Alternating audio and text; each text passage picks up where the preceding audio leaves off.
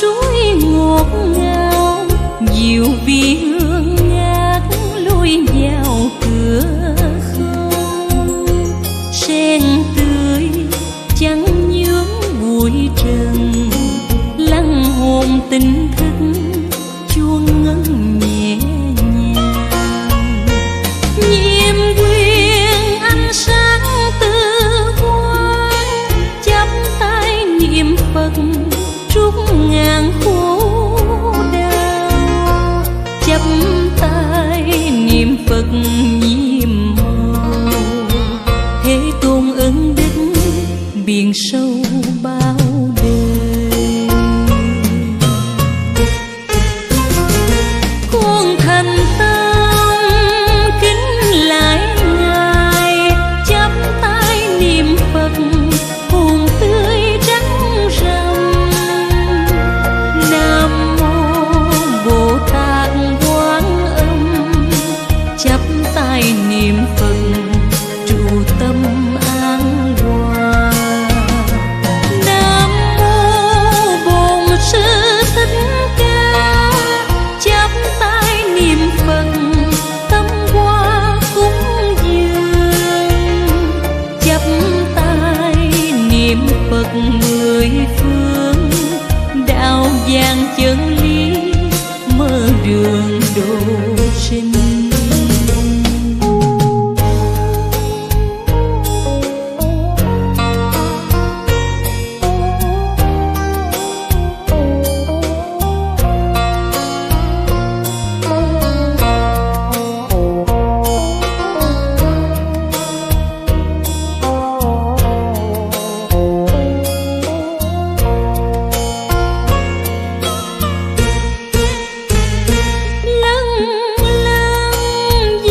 Suối ngọt ngào, diệu vi hương ngát lối vào cửa không.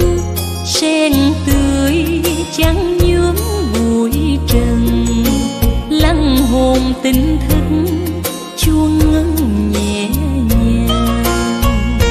Nhiệm quyền ánh sáng từ quang, chắp tay niệm Phật trút ngàn khổ đau. Chắp tay niệm Phật nhiệm màu, thế tôn ân đức biển sâu bao đời.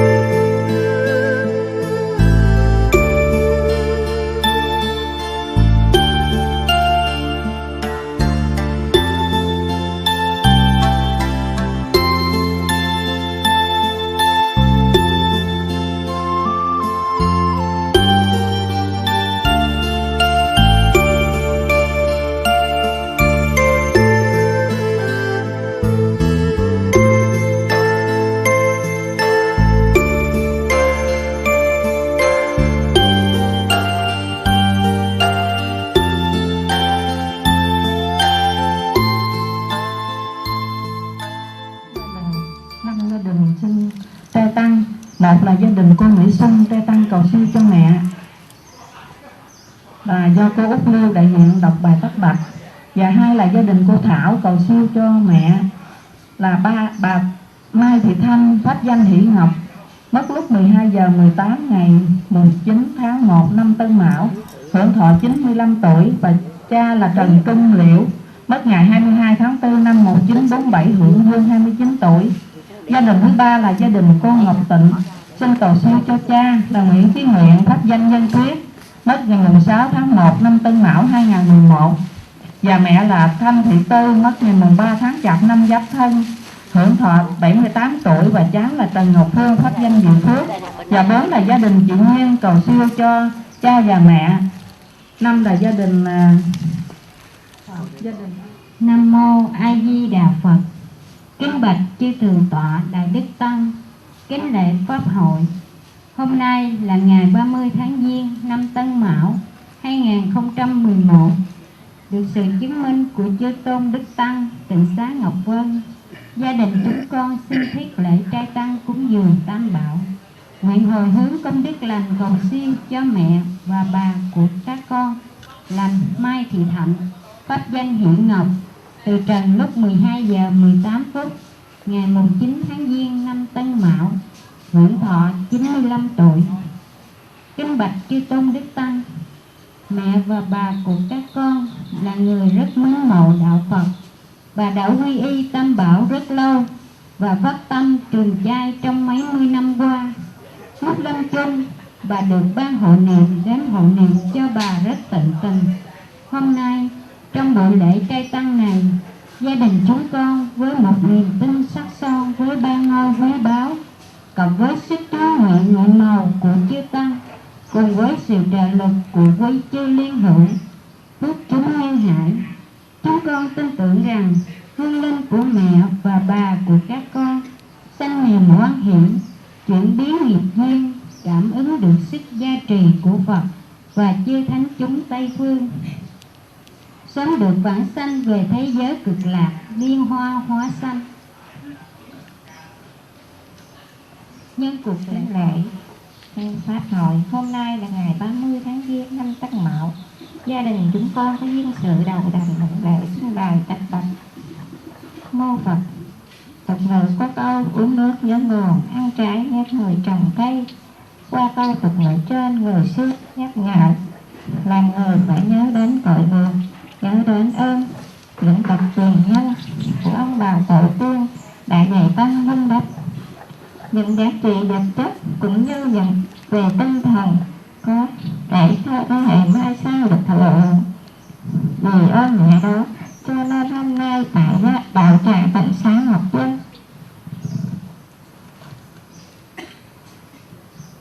gia đình chúng con được sự chứng minh của chư thượng tọa Đại Đức Tăng, chúng con thiết lập lại trai tăng cúng dường Tam Bảo. Với tăng đức cúng dường hôm nay, tất cả các công đức mà gia đình chúng con đã làm, chúng con xin hồi hướng cầu siêu cho ăn của con.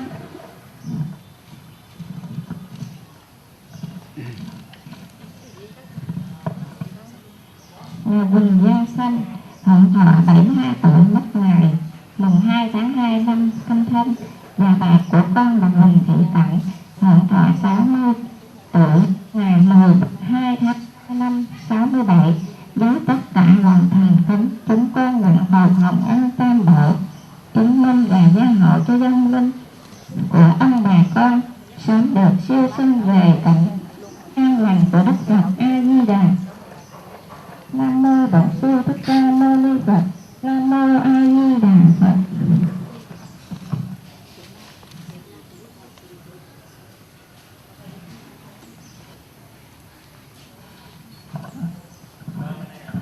A Di Đà Phật. Gia đình con. Nam mô A Di Đà Phật. Kính bạch chư thượng tọa Đại Đức Tăng, kính lễ pháp hội. Hôm nay là ngày 30 tháng Giêng năm Tân Mão 2011.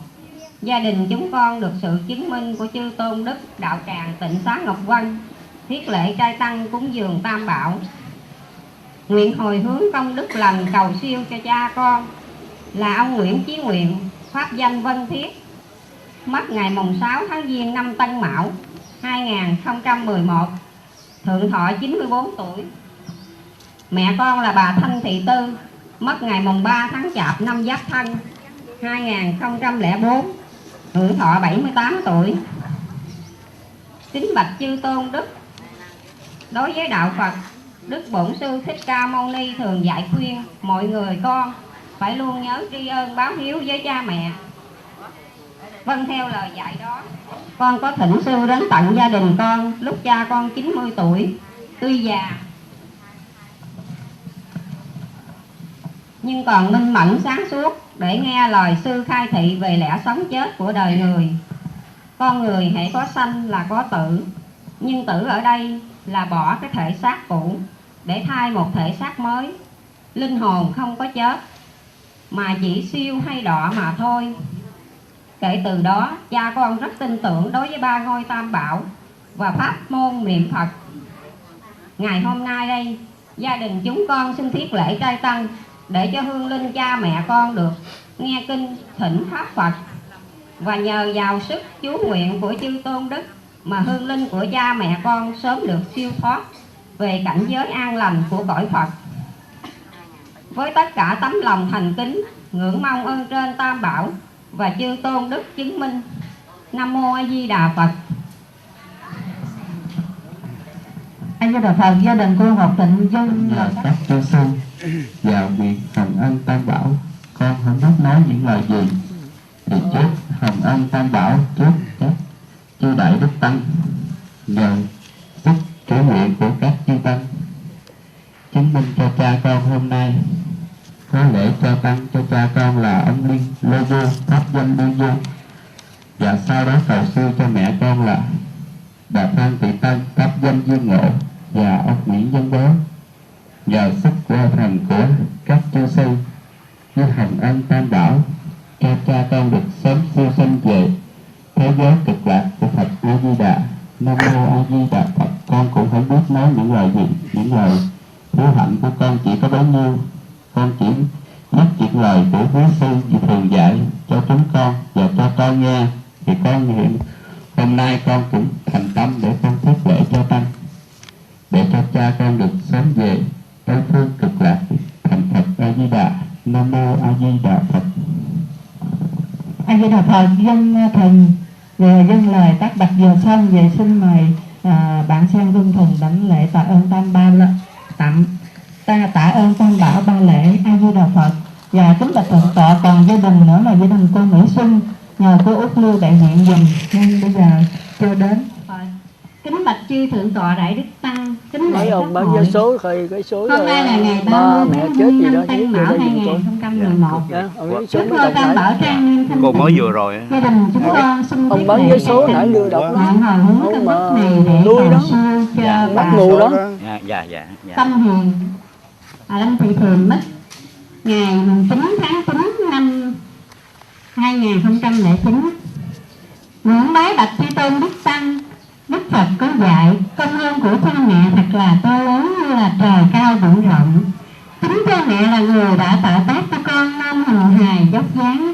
Lúc còn thơ dại thương con ẵm bồng nuôi dưỡng, lúc lớn lên cho con ăn học lớn thêm, lúc trưởng thành nhận vợ gả chồng tạo lập sự nghiệp.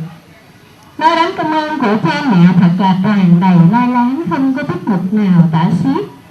Bổn phận làm con chưa báo đáp được phần nào thì người đã ra đi vĩnh viễn. Ơn nghĩa cao trọng của cha mẹ làm sao đền đáp. May mắn thay Đức Phật có dạy, đối với cha mẹ đã qua đời muốn báo đáp ơn sinh thành dưỡng dục, làm con phải tu tạo các công lành như bố thí cúng dường, ăn chay niệm Phật, nhất là xuất gia tu học hoặc tu tịnh nghiệp để được tới việc nhãn sinh. Hầu báo đáp công ơn của cha mẹ trong nhiều đời nhiều kiếp mới gọi là đại hiếu. Kính bạch chư tôn đức, ngày hôm nay đây với tất cả tấm lòng thành kính, gia đình chúng con xin thiết lễ trai tăng cúng dường Tam Bảo, nguyện hồi hướng công đức này cầu siêu trong linh của Lương Thị Thường, pháp danh là Tâm Hiền, mất ngày 9 tháng 9 năm 2009. Thọ được 75 tuổi, được siêu sinh về cõi cực lạc của Đức Phật A Di Đà. Nam mô Tây Phương an cực lạc thế giới đại từ đại bi thuyết giảng đạo sư A Di Đà Phật. Nam mô A Di Đà Phật. Nam mô A Di Đà Phật. Nam mô A Di Đà Phật. A Di Đà Phật. Kính bạch thượng tọa chư tôn đức tăng, vừa qua năm gia đình đã dâng lời tác đọc vừa xong. Kính năm chư thượng tọa chư tôn đức tăng, tên cha tên mẹ với hưởng thọ. Đọc ít chứng minh thôi, không đọc hết được. Thì giờ thuyết pháp ha, đọc người dạy người đó.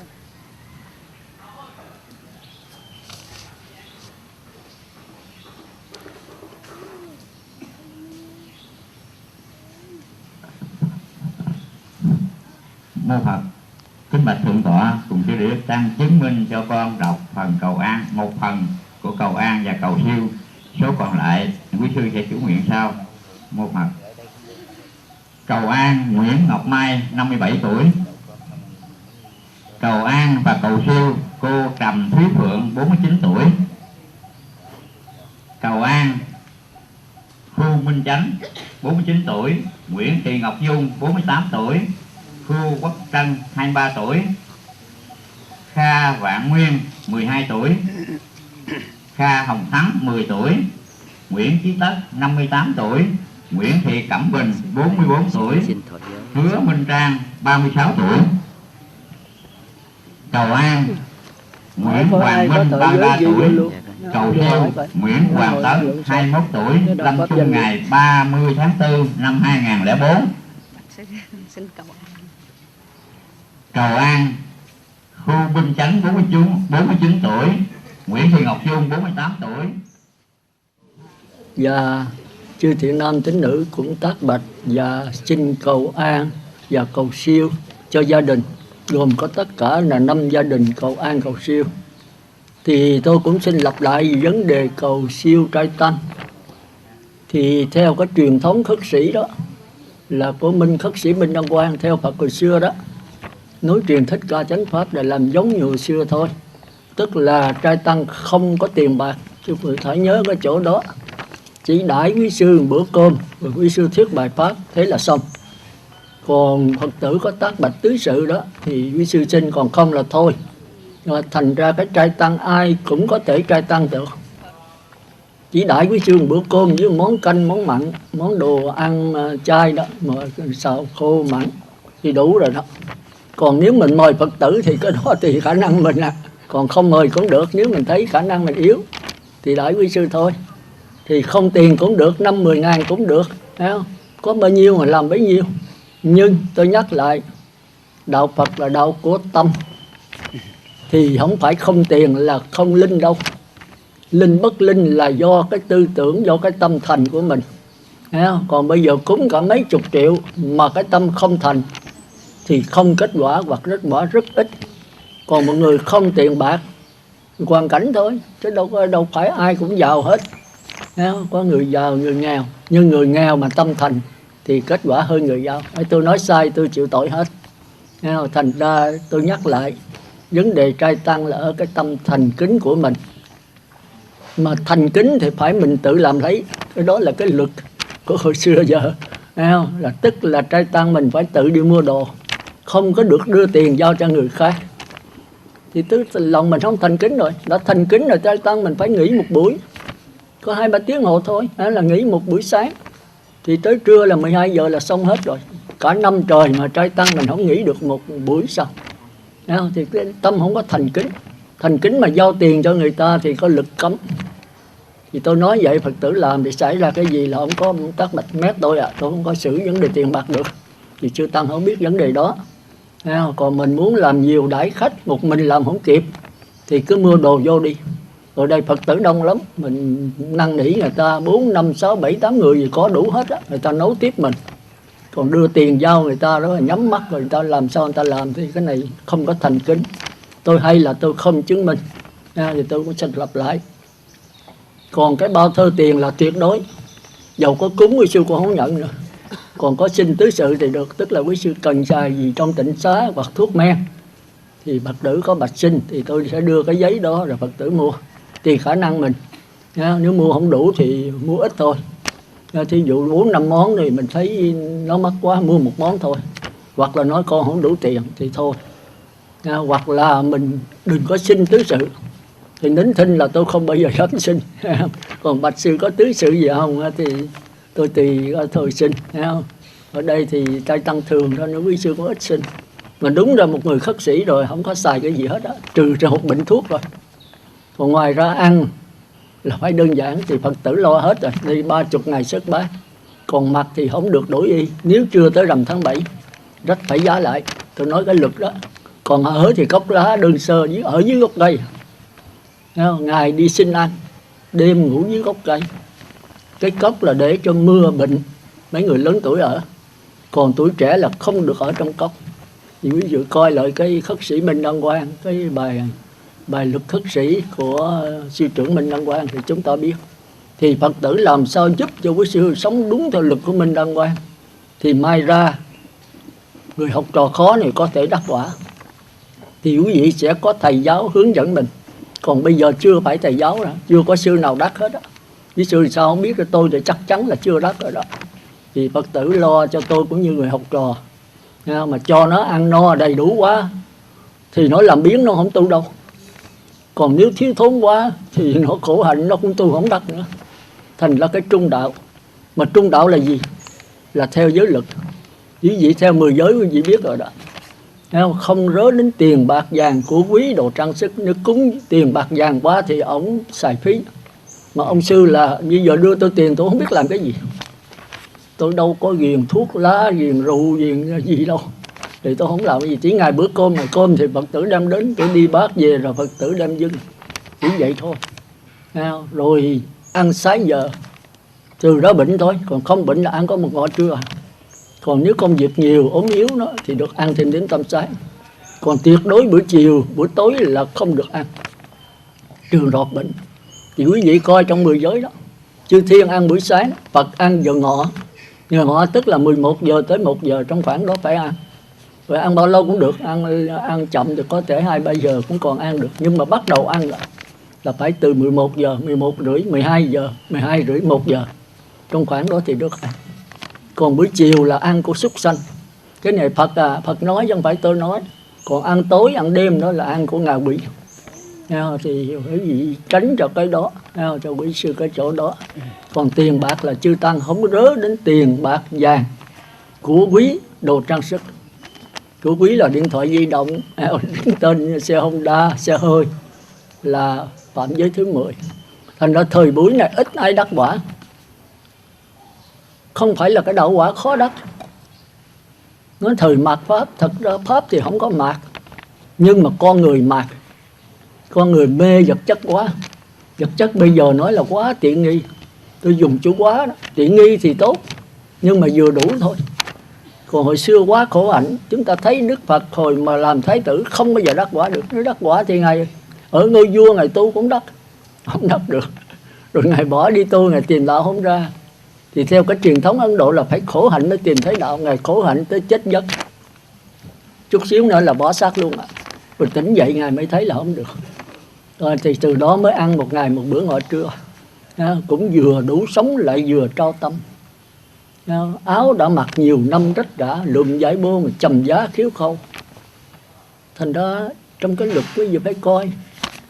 Cái bài thơ quý vị đọc hoài, cái bài kể quý vị đọc hoài đó, nghĩa là nguyện về cõi Phật đó, thì quý vị thấy là trong đó nó rõ ràng. Còn cái bài đèn chánh pháp cũng vậy. Ngày một bữa ngọ chai đạm bạc, thể ít nhiều lê quắc tùy duyên. Pháp màu khất thực giáo khuyên, nêu cao một tấm gương hiền soi chung. Về chỗ ở thì thung dung nhàn hạ, dưới gốc cây liều lá đơn sơ. Miễn là tránh nắng được mưa, không cần xinh đẹp cũng chẳng ưa màu mè. Về sự mặc thì đủ che thân thể, không xe xua, không vẽ phù hoa. Tấm y bá nạp nhu hòa, đám mây mà chở khách ta bà dân du. Thì như vậy mới đắc quả được. Thì chúng ta thấy hồi thời Đức Phật Thích Ca cũng vậy. Tới Đức Di Lặc, tức là bố Đại Hòa Thượng cũng vậy. Mà sư trưởng Minh Đăng Quang cũng vậy. Bác cơm xin ngàn nhà, thân chơi ngàn dặm xa. Muốn cùng đường sinh tử là phải xin ăn tháng ngày qua. Nếu không xin ăn là không dứt tham xin thi tội lỗi được. Đó là Minh Đăng Quang. Rồi tới Di Lặc là bố Đại thị hiện ra trước đó. Thì bác cơm xin ngàn nhà, thân chơi ngàn dặm xa. mắt xanh xem người thế, mây trắng hỏi đường qua. Rồi tới Minh Đà Quang thì bát cơm xin ngàn nhà, thân chơi ngàn dặm xa, muôn dặm đi đi mãi, ngủ nghỉ dưới cội cây. Thì các ngài mới thành Phật, thành Tổ được. Chúng ta phải nhớ. Thành đó Quý Sư bây giờ sung sướng hơn nhiều. Phật tử đừng để sung sướng quá. Thì ông học trò này chết mất thì không có ông thầy, tức là không người hướng dẫn cho mình nữa. Thì Phật tử nhớ là coi giới lực, giúp cho Quý Sư đủ, vừa đủ thôi. Như mà nuôi học trò vậy đó. Nuôi học trò làm sao thì nuôi Quý Sư cũng vậy thôi. Đó là tôi nhắc lại vấn đề trai tăng để Phật tử nhớ. Trai tăng không phải là ra giá có tiền bạc. Bên cái truyền thống của Minh Đăng Quang là không có vấn đề đó. Tôi xuất gia mấy chục năm tôi thấy vậy không à. Không có vụ ba thơ, không có gì hết. Chỉ có vấn đề là bạch tứ sự, bạch đó, còn không bạch thì thôi. Thì đó là cái điều thứ nhất. Thì hôm nay tôi muốn nhắc lại là có tất cả 5 gia đình là trai tăng. Gia đình thứ nhất đó là gia đình cô Mỹ Xuân. Trai tăng nhờ có Úc Liêu đại diện đọc bài tác bạch cho mẹ là Lương Thị Thiềm, 75 tuổi, mất ngày 9 tháng 9 2009, pháp danh là Tâm Hiền. Còn gia đình thứ hai là của cô Thảo, cầu siêu cho mẹ là Mai Thị Thạnh, pháp danh là Hỷ Ngọc, mất lúc 12 giờ 18 phút ngày 9 tháng Giêng Tân Mão, hưởng thọ 95 tuổi. Ngày nào nấy thọ lắm, trên 70 là thọ rồi. Cha là thần Trần Trung Liễu, mất ngày 22 tháng 4 1947, hưởng dương 29 tuổi. Gia đình cô Tịnh Ngọc cầu siêu cho cha Nguyễn Chí Nguyện, pháp danh là Vân Thiết, mất ngày 6 tháng Giêng Tân Mão 2011, hưởng thọ 94 tuổi. Mẹ là Thanh Thị Tư, mất ngày 3 tháng Chạp Giáp Thân, thọ 78 tuổi. Cháu là Trần Ngọc Phương, pháp danh là Diệu Phước. Gia đình chị cô Nhiên mất, cha là Quỳnh Văn Xanh, mất ngày 2 tháng 2 Canh Thân, hưởng thọ 72 tuổi. Mẹ là Quỳnh Thị Cảnh, 60 tuổi, mất ngày 12 tháng 3 năm 67. Gia đình ông gì đó, ông bán vé số tác bạch là cha là Lê Du, pháp danh Liên Du, 71 tuổi. Mẹ là Phan Thị Tân, pháp danh là Duyên Ngộ, 66 tuổi. Đó là lý do thì Phật tử đã tác bạch vừa xong. Rồi sau đó chư Phật tử có đọc bài kinh Tam Bảo để cúng dường ngôi Tam Bảo. Và chư Tăng đã đặt cung xong bài kinh Phước Thí. Mục đích là chứng minh cho các gia đình nói trên. Và ngày sớt bát hôm nay của cô Cúc và cô Trung, đó là ngày sớt bát hôm nay, đã nhường cái phần sớt bát lại cho quý vị trai tăng hôm nay. Chút nữa rồi xong quý vị xuống dưới dùng cồn. Và bữa nay, ngày mai cũng là ngày kỷ niệm Minh Đăng Quang vắng bóng, thì có một số đi lên Vĩnh Long sau khi cúng hội xong. Đó thì như vậy là cái buổi cúng tạm là viên mãn. Nhưng theo cái truyền thống của khất sĩ đó thì cái bài nói pháp là quan trọng hơn hết. Cái nghi thức cần phải có, nhưng mà phải đơn giản. Thì nãy đó là nghi thức đó, đó là cái duyên bên ngoài thôi. Còn cái nhân chánh chính là bài pháp. Chi vậy? Để chúng ta hiểu biết, chúng ta chuẩn bị cái gì quý vị biết không? Chuẩn bị chết. Ai cũng sợ cái đó hết á. Nhưng mà tôi nói thẳng à, có ai sanh ra mà không chết không? Hồi nãy đó là cầu cho người chết không đó. Mà chết là cái gì? Cái gì chết mới được? Chúng ta chẳng biết gì hết. Còn vậy là tính là xong rồi đó. Chưa xong đâu. Cha mẹ mình chết rồi tới mình nữa, mình cũng phải đi thôi. Mà có mà cái gì không chết, mình phải tìm hiểu đó. Bây giờ cha mẹ mình ở đâu? Hỏi cái gì bây giờ ngơ ngáo à. Rồi bây giờ mình chết chừng nào mình chết? Rồi chết mình đi đâu? Tôi thấy là quý vị bình thản đó, không có cái gì hết trơn. Thái tử Siddhartha còn làm thái tử nào qua cửa thành thấy cái già, cái bệnh, cái chết là ngài nhức nhối. Tôi dùng chữ nhức nhối. Ngài còn rất là khỏe, mới 16, 17 tuổi, trai tráng lực lưỡng, ăn uống đầy đủ, tập thể dục, võ nghệ cao cường, văn chương bạc tuyệt. Thế mà Ngài qua 3 cửa thành rồi là Ngài nhức nhối vấn đề bệnh, già, chết. Còn quý vị giờ đi quỷ lão, quý vị thấy rồi, tôi xin lỗi dùng cái chữ chai lì. Mình bình thản trước cái già, cái chết, cái bệnh. Nhưng mà mình qua khỏi không? Như tôi năm nay 72 là tôi là răng rụng hết. Bây giờ đi lên Sài Gòn coi bị tai biến nữa. Rồi bệnh thận có sỏi trong, có sạn trong thận nữa. Đủ thứ hết trơn. Rồi bây giờ làm sao? Thì giờ nó phải vậy thôi. Đi chừng cây ngoài 2 cây số là cái chân nó sưng phù, không có đi được nữa.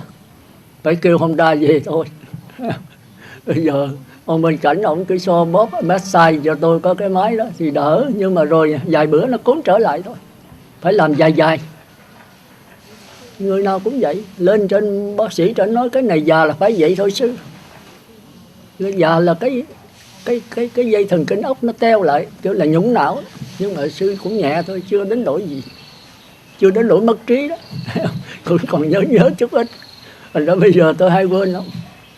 Nhưng mà quên nhẹ thì không đủ cho mất trí. Mất trí là nhìn người đó không biết đó là ai nữa, thì cái đó là nhũng não nặng đấy. Thì tôi cũng như là với sơ rồi tiền nhũng não thôi, chứ chưa có đi nặng lắm. Nhưng mà không khéo ăn uống không cử là nó đi tới nặng. Nhưng mà tôi cử hết sức, tôi ăn uống tôi đâu phải không ăn cái gì đâu. Ăn rồi lứt mà 1-2 món đồ ăn thôi. Bắt ăn số 7 rồi ăn gì nổi. Nhưng mà già nó phải vậy thôi. Rồi giờ teo cơ nữa. Cơ nó đi hồi là nó phồng xuống là hết đi rồi, không có đi được nữa. Rồi tới quý vị cũng vậy thôi. Người đi rồi lần sang phiên ta. Dung qua mà thầm khô theo si già. Vô thường đời trần thương ôi máu. Dầu cho hiền minh sao anh hùng. Vô thường không tìm đường siêu thăng. Thì chúng ta nên nhớ cái câu đó là mình sẽ đợi đến thôi. Thành ra đến đây nghe để chuẩn bị cái chết. Nhưng có một cái không chết. Thành ra vấn đề chết không quan trọng. Chúng ta là cái bóng đèn. Thì nó phát sáng, nó cháy. Nhưng mà cháy không phải là bóng đèn sắc thân, mà chính là cái luồng điện linh hồn. Mà luồng điện linh hồn ở đâu? Mình có thể điều khiển là ngay lúc sống hay không? Hay là để chết nó muốn đi đâu nó đi? Thì uổng cho cái đời tu mình. Uổng cho người Phật tử biết đạo mà không hiểu gì hết. Thành ra có nhiều người đã niệm Phật từ nhỏ tới lớn mà chết rồi không có xá lợi, chết không tỉnh táo. Tại sao vậy? Niệm Phật mà không có cái hiểu biết. Tôi đi vô vùng sâu vùng xa, mấy bà lão đông 300-400 người tu á, mà tôi hỏi là niệm Phật bằng cái gì? Bà nào cũng đưa tay là bạch sư niệm Phật bằng miệng. Không có miệng làm sao niệm Phật? Tôi nói không có miệng vẫn niệm Phật được. Mấy bà há hốc rồi, con chưa từng nghe ai nói như vậy. Không có miệng làm sao niệm Phật? Có bà tôi hỏi niệm bằng cái gì thì nói bạch sư niệm bằng tâm, bằng linh hồn. Tôi nói giỏi, nhưng mà tâm ở đâu? Có người nó ở trái tim, có người nó ở ốc, có người nó ở cái phụng. Cái bụng làm sao mà có cái tâm nằm trong đó, mà cái tim làm sao nằm trong đó? Vậy thì người chết rồi là cái tâm mất theo luôn. Mà chúng ta tỉnh queo à. Rồi chừng mình dớn xuống bệnh một cái rồi mới la trời chạy tùm lum. Ai cứu mình được? Bây giờ Phật Thích Ca, Phật Di Đà, không có Phật nào cứu mình. Tôi nói thiệt vậy, nếu cứu là quý vị khỏi tu. Quý vị có ăn rồi rung đùi thôi thì thành Phật hết. Đâu phải dễ như vậy. Phật có thể chỉ đường cho mình. Mình đói Phật cho cơm, mình bệnh Phật cho thuốc. Bây giờ Phật ăn dùng, Phật uống thuốc dùng con, thì cái này không có ông Phật nào làm được. Đừng có nói là cái quèn như tôi không có làm gì được. Nhưng mà tôi đại diện thay thế cho Phật để trùng tiên lại vấn đề Phật chỉ. Bởi vì tôi coi cái đó và tôi đang thực hành, tôi thấy có kết quả. Thành ra hôm nay tôi phải cố gắng tôi giảng. Chứ giảng xuống là tôi mệt lắm, tôi yếu rồi. Nhưng mà tôi thấy nó quá quan trọng. Tôi bỏ hết rồi, chỉ còn cái pháp lý thôi. Thì Đức Minh Đăng Quang của Đức Phật nói các con xuất gia rồi, không còn cái gì hết, chỉ còn cái giáo pháp thôi. Thứ nhất là chấm dứt đầu thai sanh tử cho chính con, rồi sau đó cho những đệ tử xuất gia, kế đó nữa cho cư sĩ tại gia. Đó là đền ơn chư Phật. Không tiền, không bạc, không nhà, không cửa, không vợ, không con, thì còn cái gì nữa? Còn cái giáo pháp. mà giáo pháp đưa đến chỗ bất tử. Đạo Phật không phải là đạo đầu thai vào cõi trời, không phải là bỏ cái xiềng cây xiềng sắt mà qua cái xiềng vàng, không phải vậy, mà chấm dứt tất cả xiềng. 62 tôn giáo từ xưa đã có sẵn rồi, mà sao Đức Phật Thích Ca còn không chấp nhận? Tôn giáo là chỉ đưa mình đầu thai vào cảnh giới tốt thôi, mà chấm dứt đầu thai là chưa có tôn giáo nào tìm được hết. Rồi cuối cùng Đức Phật phải tự tìm lấy. 49 ngày ngồi dưới cội Bồ Đề, Ngài mới quát nhiên tỉnh ngộ. Ngài nói trời ơi, cái bất tử, cái không đầu thai nó nằm ngay trong cái sắc thân đầu thai này. Mà chúng sanh vì quá mê muội, vì quá ham vật chất, mà nhận vật chất là ta, nhận cái xác thân này là ta, nhận cái cảm giác là ta, nhận tư tưởng là ta, nhận cái ý chí quyết định để hành động tạo nghiệp là ta, nhận những kinh nghiệm kiến thức học hỏi là ta. Cho nên không thấy được cái lặng lẽ bất tử. Cũng như sống vậy. Cái xác thân chúng ta là những cái lượng sống, còn cái dòng nước mới là quan trọng. Cái dòng nước là tham sân si mượn cái dòng nước để phát hiện ra cái lượng sống. Cái lượng sống sắc thọ tưởng hành thức. Rồi chúng ta nhận cái lượng sống là ta rồi nó lên rồi cái nó chấm dứt, nó hoại. Thì nói tôi chết rồi. Thật ra mình đâu có chết. Nếu mình là dòng nước là không bao giờ chết, còn mình là lượng sống thì phải chết. Mà cái lượng sống ở đâu? Nó ở ngay trong dòng nước. Rồi dòng nước ở đâu? Ở ngay trong cái lượng sống xác thân này. Thành ra ngay cái xác thân này nó mượn cái dòng nước linh hồn để nó phát hiện cái xác thân của chúng ta. Thì đó là tu theo người trời. Còn tu theo Phật là ngay cái sắc thân, sắc thọ tưởng hành thức này nhận lại cái dòng nước bất tử linh hồn. Thì đó là Phật. Mà cái tu cải sửa, hay mới cải sửa thì quên mất cái dòng nước. Dòng nước là không có cải sửa. Nó hành chuyển, tức là chuyển biến mà liên tục hoài. Mà chuyển biến liên tục làm sao nhận? Thì ngay cái sống này để nhận được cái dòng nước nằm ở trong đó. Rồi ngay cái dòng nước nó mượn cái đó, nó duyên khởi ra cái sắc thân này. Đại khái nó là như vậy. Chút nữa tôi cho thí dụ nó rõ ràng hơn.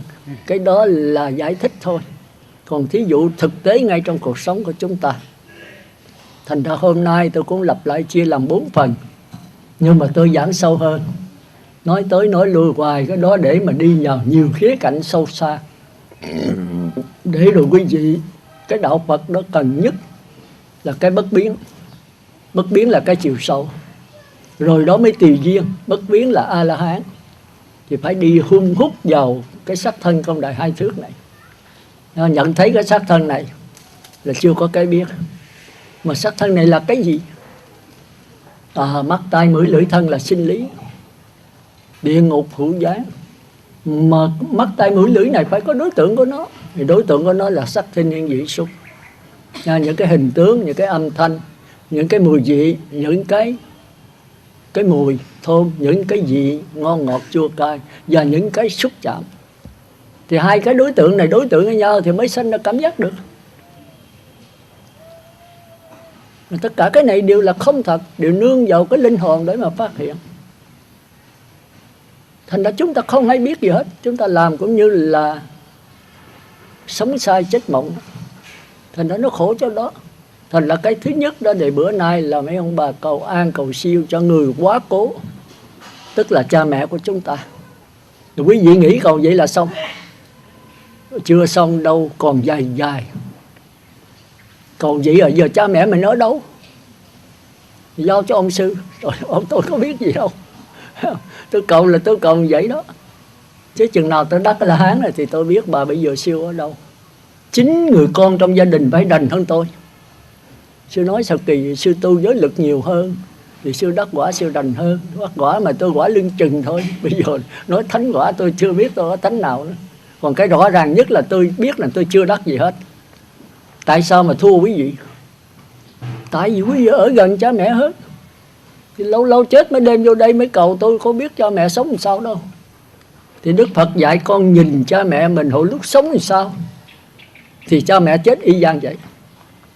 Quý vị cha mẹ ở nhà cờ bạc, tôi có hay biết gì đâu. Tôi bây giờ cầu biết làm cho cha mẹ xíu. Còn nếu mình biết mẹ mình cờ bạc thì bây giờ cha mẹ mình đọa vào gia đình cờ bạc. Chắc chắn là vậy. Thì quý vị rành hơn tôi là chung hết Phật tử, cho tôi có biết cha mẹ ở nhà làm cái gì đâu. Còn cha mẹ mày thọ 5 giới mà không chịu ăn chay, có 2 ngày, có khi không có ngày nào hết, không chịu niệm Phật, thì làm sao mà xíu được? Tôi làm sao biết được? Thấy thọ 5 giới rồi, thấy khuyên ăn chay rồi hứa 10 ngày về ăn không được. Rồi nhiều khi cái gia đình có anh em nó không chịu cho ăn chay, mẹ bệnh nhiều quá ăn chay thiếu chất bộ, chết chưa? Chính bác sĩ cũng nói vậy. Bác sĩ có biết đạo gì đâu, ăn chay cũng chết, ăn mặn cũng chết. Rồi chết rồi đem vô nhà thương, còn nước còn tát. Tôi làm sao biết được? Thành ra muốn độ cha mẹ phải độ anh em trong quyến thuộc luôn. Thì cái đó là cả một vấn đề khó khăn. Người Phật tử phải biết, chứ đâu phải do ông sư. Rồi cha mẹ chết nhiều khi không có ban hộ niệm gì hết. Rồi có người nói ban hộ niệm đến là chết mau, thôi đừng có nhận ban hộ niệm chi. Chở về nhà thương đi, bây giờ sống 2-3 tiếng, 1-2 ngày cũng được. Chích thuốc hồi sinh cho mẹ, để mẹ sống 2-3 ngày trong đau khổ quằn quại rồi hả chết. Trời ơi có hiếu,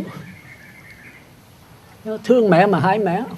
Bây giờ tôi cho quý vị sống 10 ngày nữa đó, mà quằn quại trong đau đớn khổ sở rồi quý vị chết bị chịu không? Hay là chết liền? Mà chết liền nó khỏe hơn cái chết mà quằn quại. Thành là sống 10 ngày 1 tháng mà trong sự tỉnh táo, trong sự khỏe khoắn sống. Sống 2-3 năm cũng tốt, càng nhiều càng tốt. Còn sống 1-2 năm mà quằn quại nằm một chỗ tới lỡ lưng có giòi, cho tôi không chịu, không thèm. Sống 10 năm bây giờ tôi không thèm. Sống càng lâu càng đau khổ. Quý vị phải hiểu cho đó. Quý vị đâu có biết cái xác thân người mẹ mình đau đớn cỡ nào. Mình đứng ở ngoài muốn thấy mặt bà, thấy mặt chi vậy? Thấy mặt trong lúc mình khỏe khoắn, mẹ lại đau đớn vô cùng. Mà thật sự bà đâu có chết. Chết cái thể xác, cái linh hồn bà đâu có chết. Mà bây giờ cái thể xác bệnh hoạn, mà cái linh hồn bệnh hoạn nữa. Thì sau khi chết cái linh hồn này sẽ tìm một cái xác thân khuyết tật, đau đớn vô cùng. Còn mẹ mình bỏ xác thân này mà cái linh hồn sáng suốt thông minh thì mang xác thân cõi trời, mang xác thân quá xanh bông sen, thì còn cái gì vui mừng hơn nữa. Quý vị phải hiểu cái chỗ đó. Mà quý hiểu chứ mới hiểu chỗ đó, quý vị phải nghe Pháp. Ví dụ quý vị đang ngồi đây, quý vị phải hiểu mình trước rồi hiểu cha mẹ cũng vậy thôi. Bây giờ mình sanh ra để làm cái hình nó bạch sư con 4 tuổi nè. Tôi hỏi 4 cái hình 4 tuổi, đứa bé 4 tuổi này với mấy cô mấy bà bây giờ ngồi đây là một người hay là hai. Thành ra mình chới giới chính mình còn không biết nữa. Đứa bé 4 tuổi với mình thì hoàn toàn, nếu như hình tướng đó, hoàn toàn khác nhau.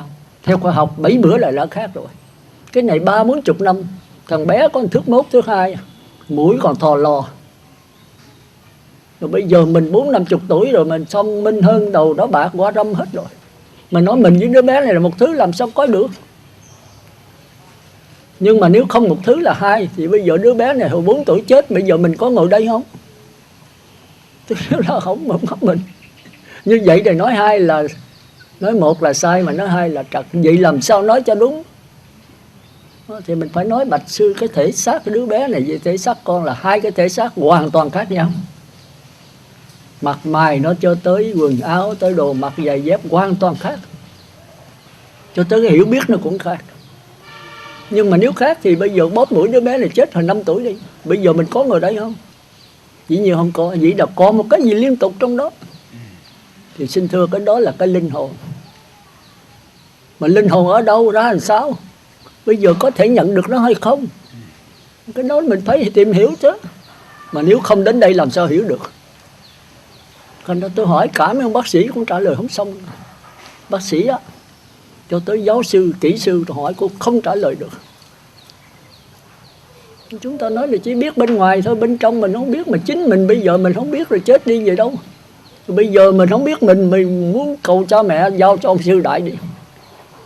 Nếu có hiếu là bây giờ mẹ con không biết đâu, con giao cho ông sư độ mẹ con. Ông sư có biết mẹ con hồi lúc sống như thế nào đâu mà độ. Thành ra đạo Phật độ là độ đức còn sống. Cái chết rồi chỉ có A-la-hán mới độ được thôi. Tôi đâu phải A-la-hán, tôi làm sao độ được? Bây giờ hỏi tôi mẹ con ở đâu sư thì tôi đầu hàng đó. Hỏi cô mới đúng chứ sao lại hỏi tôi? Mà lúc còn sống mẹ con sống như thế nào? Có thọ giới không? Có niệm Phật, có ăn chay không? Không, bà coi truyền hình không à? Tôi thấy nhiều Phật tử đó. Lợi là tôi thấy ở nhà bắt truyền hình cho bà coi. Nếu bà lớn tuổi giờ xưa ơi, bắt bà niệm Phật hoài bà khổ, bà muốn coi truyền hình này kia. Bà coi truyền hình thì đi theo truyền hình. Thì tôi nói vậy, tôi nói thẳng à. Như vậy thì bà giảng sanh gì cái truyền hình? Bà thích coi đá banh, bà thích coi đánh võ gì đó, chết bà sanh gì ra đừng đánh võ. Mình ghiền cái gì là mình sanh về đó thôi. Nó rõ ràng như vậy. Thì quý vị bây giờ cha mẹ cờ bạc đi, mà lợi nhà kiếm không có đi đâu, đi vô sân bãi. Rồi chừng mà chết đi sao? Kiếm gia đình cờ bạc chui vô đó. Thì sống sao chết y hệt như vậy. Mà hỏi tôi làm sao biết bằng con cái được? Bà có sống như tôi ngày nào đâu. Tôi ở tịnh xá, bà ở nhà. Bà thọ giới, bà hứa ăn chay là bà không ăn. Hứa niệm Phật là bà về đánh bài không. Thì con mình phải biết rằng bây giờ con nói mẹ con không nghe chứ. Mình thông minh chứ mình đâu phải người ngu. Mình phải thông minh. Nói mẹ không nghe rồi bây giờ không biết làm cách nào cho mẹ nghe sao. Con mà dạy mẹ làm sao mẹ nghe. Thì tất nhiên phải nhờ các nhà sư, các sư cô có đức, có giữ giới, đem mở băng đĩa cho nghe. Mẹ không nghe thì mình tìm cách. Rồi con thỉnh mẹ đến chùa mẹ không đến, thì bây giờ con thỉnh mấy sư cô mấy tăng đến nhà nghe mẹ không chịu. Thì mình phải năn nỉ không được nữa thì mình cứ vui vẻ, đừng có bao giờ phàn nàn, làm cho người mẹ vui lòng. Lo lắng cho bà muốn cái gì đâu phải lo chút ít rồi cái mới là thốc vô. Mẹ giờ con thỉnh quý sư về trai tăng nha mẹ tiếp đón nồng nàn nha. Mà nói tao tiếp. Nó thì cá nó cắn mồi rồi thì từ từ chứ. Thì cái đó là cái trí thông minh của mỗi người chứ tôi làm sao giải được. Bây giờ sư dạy con, tôi nói không ai dạy ai hết trơn á.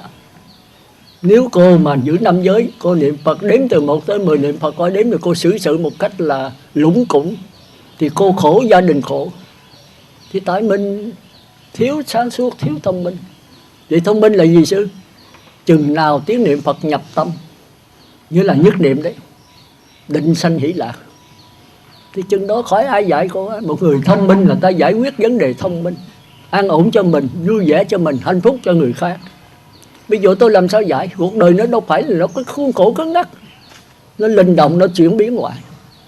Một người thông minh ta giải quyết một cách sáng suốt thì tất nhiên hạnh phúc cho mình, hạnh phúc cho tất cả mọi người. Thì đó là cái thông minh của mình chứ nó đâu phải là 2 với 2 là 4 mà biểu tôi dạy phải đối xử như sao. Mình phải tùy cơ ứng biến à. Thành ra hồi xưa đó thì có 2 ông đệ tử đã học ông thầy. Rồi đi về cái 2 đệ tử đi.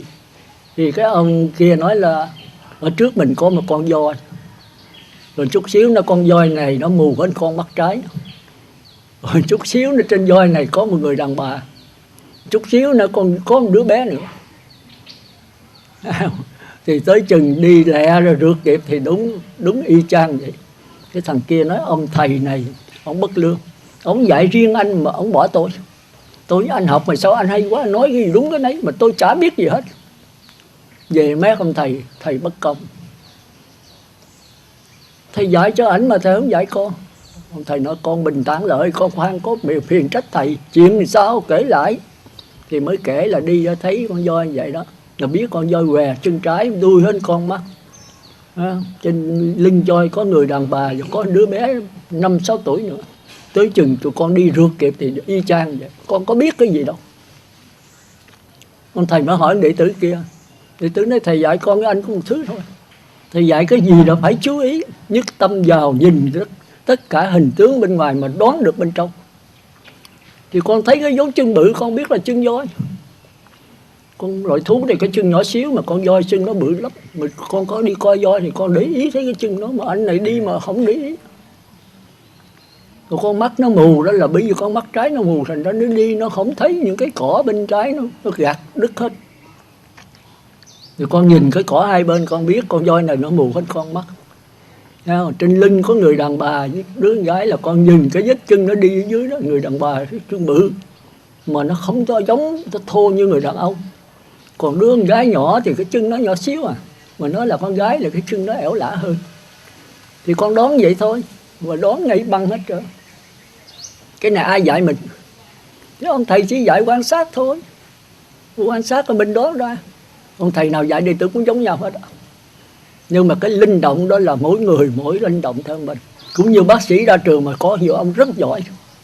Có người ông dở khẹt, trị bệnh không hết bệnh mà làm cho bệnh thêm. Uống thứ thuốc này nó phạt cái gan, người kia biết là bổ thêm cái gan, trận rồi cái gan. Thì có đó ai dạy mình? Thì do cái thông minh của mình thôi. Thì quý vị bây giờ cũng thấy là cái học đạo nó còn khó hơn nữa. Thành ra cái học đạo có quan trọng nhất là phải ngồi thiền. Chi vậy? Để định sanh nghĩ lạc, cái tâm nó an tịnh rồi quý vị hiểu biết hết mọi cái. Quý vị thông minh, quý vị giải quyết mọi vấn đề một cách sáng suốt. Quý vị ngu si giải quyết vấn đề càng bế tắc hơn. Vấn đề đã đau khổ, quý vị giải quyết càng khổ đau. Được vấn đề mà rất thoải mái hạnh phúc, quý vị giải quyết càng ngày càng hạnh phúc thêm. Thì tất cả đều do mình chứ đâu phải do hoàn cảnh. Cũng một hoàn cảnh sao có người hạnh phúc mà có người đau khổ. Nên ở đây tôi muốn nói là quý vị cầu an cầu siêu nên cầu cho cha mẹ lúc còn sống. Và trước tiên phải cầu cho mình. Thành ở đây thọ giới với tôi xin thưa trước là không có điều kiện gì tôi hết á. Chỉ thọ giới là cái này con xin lỗi. Dạ. Chỉ thọ giới là làm sao giữ giới. Vì thọ giới là cho quý vị, cho con đường giải thoát của mình. Đi học là cho mình chứ không phải lo cho thầy giáo. Mình đã nhớ như vậy. Thì đây thọ giới là để cho mình đi tiến lên cõi trời, rồi đi tới cõi Phật, chứ đừng có dừng ở cõi trời. Mà nói cõi trời thì dễ, chứ mà cõi Phật làm sao con qua được. Chính với sư mà sư còn nói chưa chắc là sư qua cõi Phật nữa. Thì sau đó tôi công nhận cái đạo Phật nó khó. Cõi trời là cái thói quen.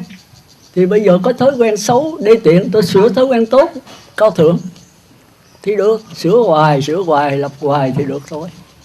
Còn cõi thật nó không phải là thói quen, không thể cải xưa được như sư nói. Chính sư mà sư còn nói khó qua đạo Phật mà. Thì tôi công nhận. Tôi cũng chưa chắc là đắc với thánh quả được. Nhưng mà người trời thì tôi đắc rồi đó. Nhưng mà chính cái người trời này giúp cho mình qua cõi Phật. Không người trời mà mình có cái tư tưởng đê tiện xấu ác là không bao giờ qua đạo Phật được. Tư tưởng tốt thì mai ra. Mai ra tức là có thầy sáng bạn lành thì dứt được. Không khéo mình nhận ngũ ấm ma, làm giặc làm con, nhận giặc làm cha thì chết mình. Thời buổi này làm sao? Nhưng mà tôi giới thiệu là mai thai có cái pháp môn tịnh độ. Giáo hội Phật thì không có nữa. Và không có ai thay thế Phật Thích Ca được hết. Đây cho tới Phật Di Lặc ra đời là không có Phật. Ai mà xưng Phật đó là người đó giả dối. Tôi dám nói vậy. Cũng như Thanh Hải Vô Thượng Sư vậy đó. Vô Thượng Sư, trời ơi đàn bà mà xưng Vô Thượng Sư, Phật bà. Làm sao có Phật được. Đây tới ngày Di Lặc ra đời là còn 9.000 mấy trăm năm nữa. Tức là sanh lợi gần 90 kiếp nữa. Nếu một kiếp 100 tuổi. Mà bây giờ chưa chắc quý vị sống 100 tuổi đâu. Thì tổ bây giờ cũng khó nữa. Có nhưng mà các ngài không dám. A-la-hán có nhưng các ngài không dám ra mặt đâu. Sao vậy? Ra nó giết chết. Bởi vì gì? Tổ đó người ta nói ngược cái dòng đời. Ta nói những điều mình khó chịu. Mình cần cái nghi thức cho nó xanh đỏ đỏ thích, khổ bác hết cái nghi thức. Cần cái nội dung. Mà nói ngược nó là nó giết. Không phải Phật tử không mà các người tu nó cũng không chấp nhận. Anh nói nó khó lắm, nó khó lắm. Đạo hiếu là đạo Phật, thâm hiếu là tâm Phật. Quý vị làm hiếu với một cha một mẹ là thành Phật hết. Nói là mất trước một quyền liên, bốc xì gì. Một quyền liên người ta hiếu tới vô lượng cha mẹ. Mình hiếu có một cha một mẹ, còn mấy người lối xóm mình không để ý gì tới người ta hết. Cái hiếu này nhỏ hẹp thôi, nó đúng chứ không phải sai. Xã hội không trách mình được. Nhưng mà đạo Phật thì trách. Nhưng mà nương vào hiếu cha mẹ để có hiếu vô lượng cha mẹ. Hiếu vô lượng cha mẹ là sao? Là phải xuất gia cầu đạo. Tức là phải cạo đầu thôi. Còn tại gia mà làm sao hiếu vô lượng cha mẹ được. Mình phải lo đủ thứ. Mà xuất gia làm sao có đủ tiền mà lo vô lượng cha mẹ xứ. Xuất gia là không nói tới tiền bạc nữa. Quý vị cứ nghĩ là có tiền bạc mới là có hiếu. Lo cha mẹ ăn mặc ở bệnh là có hiếu, lầm. Không khéo cho cha mẹ sa đọa. Cái vật chất làm cho con người sa đọa. Đức Phật tôi nói tinh thần hưng thì vật chất suy đồi, mà vật chất hưng thì tinh thần suy đồi. Thời buổi này tinh thần con người sa đọa tới cùng. Chưa bao giờ mà chúng sanh đau khổ như thời buổi này. Tôi cứ nói một ngày càng xuống dốc. Vật chất phương tiện càng ngày càng quá đầy đủ. Tôi dùng chữ quá đầy đủ. Tạm đầy đủ thì dễ tu, mà quá đầy đủ rồi thì ăn rồi ngủ phè cánh nhạn thôi, chứ không có tu cái gì hết. Nói miệng thì hay lắm, như tôi nói mép thì hay lắm, mà chứng đắc hỏi tôi thì tôi xin thưa là tôi không làm được. Nhưng mà nó nói là tôi nói thao thao bất tuyệt đấy. Quý vị tưởng đâu tôi đắc cái mốc đắc A-la-hán quả đó thì có. Tôi nói là tôi hổ thẹn, nhưng mà biết làm sao. Tôi già rồi, tôi đem những cái kinh nghiệm tôi đem hiểu, tôi đưa nói cho quý vị biết thôi. Chứ tôi cũng xin thưa là tôi không chứng đắc rồi. Ai tin tôi thì đáng chịu. Tôi không tin tôi nói thật. Chừng nào A-la-hán mình mới tạm tin mình thôi. Đó là Đức Phật nói tạm tin tôi đấy. Phải phát Bồ Đề tâm đi tới Như Lai mới thật sự hoàn toàn tin mình. A-la-hán là tạm tin mình thôi. Cái giáo hóa còn ngờ ngạch lắm. Mình xong rồi đấy, nhưng mà giáo hóa còn nhiều chỗ không có linh động được. Xá Lợi Phất Ngự Quyền Liên mà giáo hóa bị Đức Phật rầy hoài. Đã nhớ huống gì mình bây giờ. Thì thôi trở lại thì tôi muốn nói hôm nay là có 4 điều.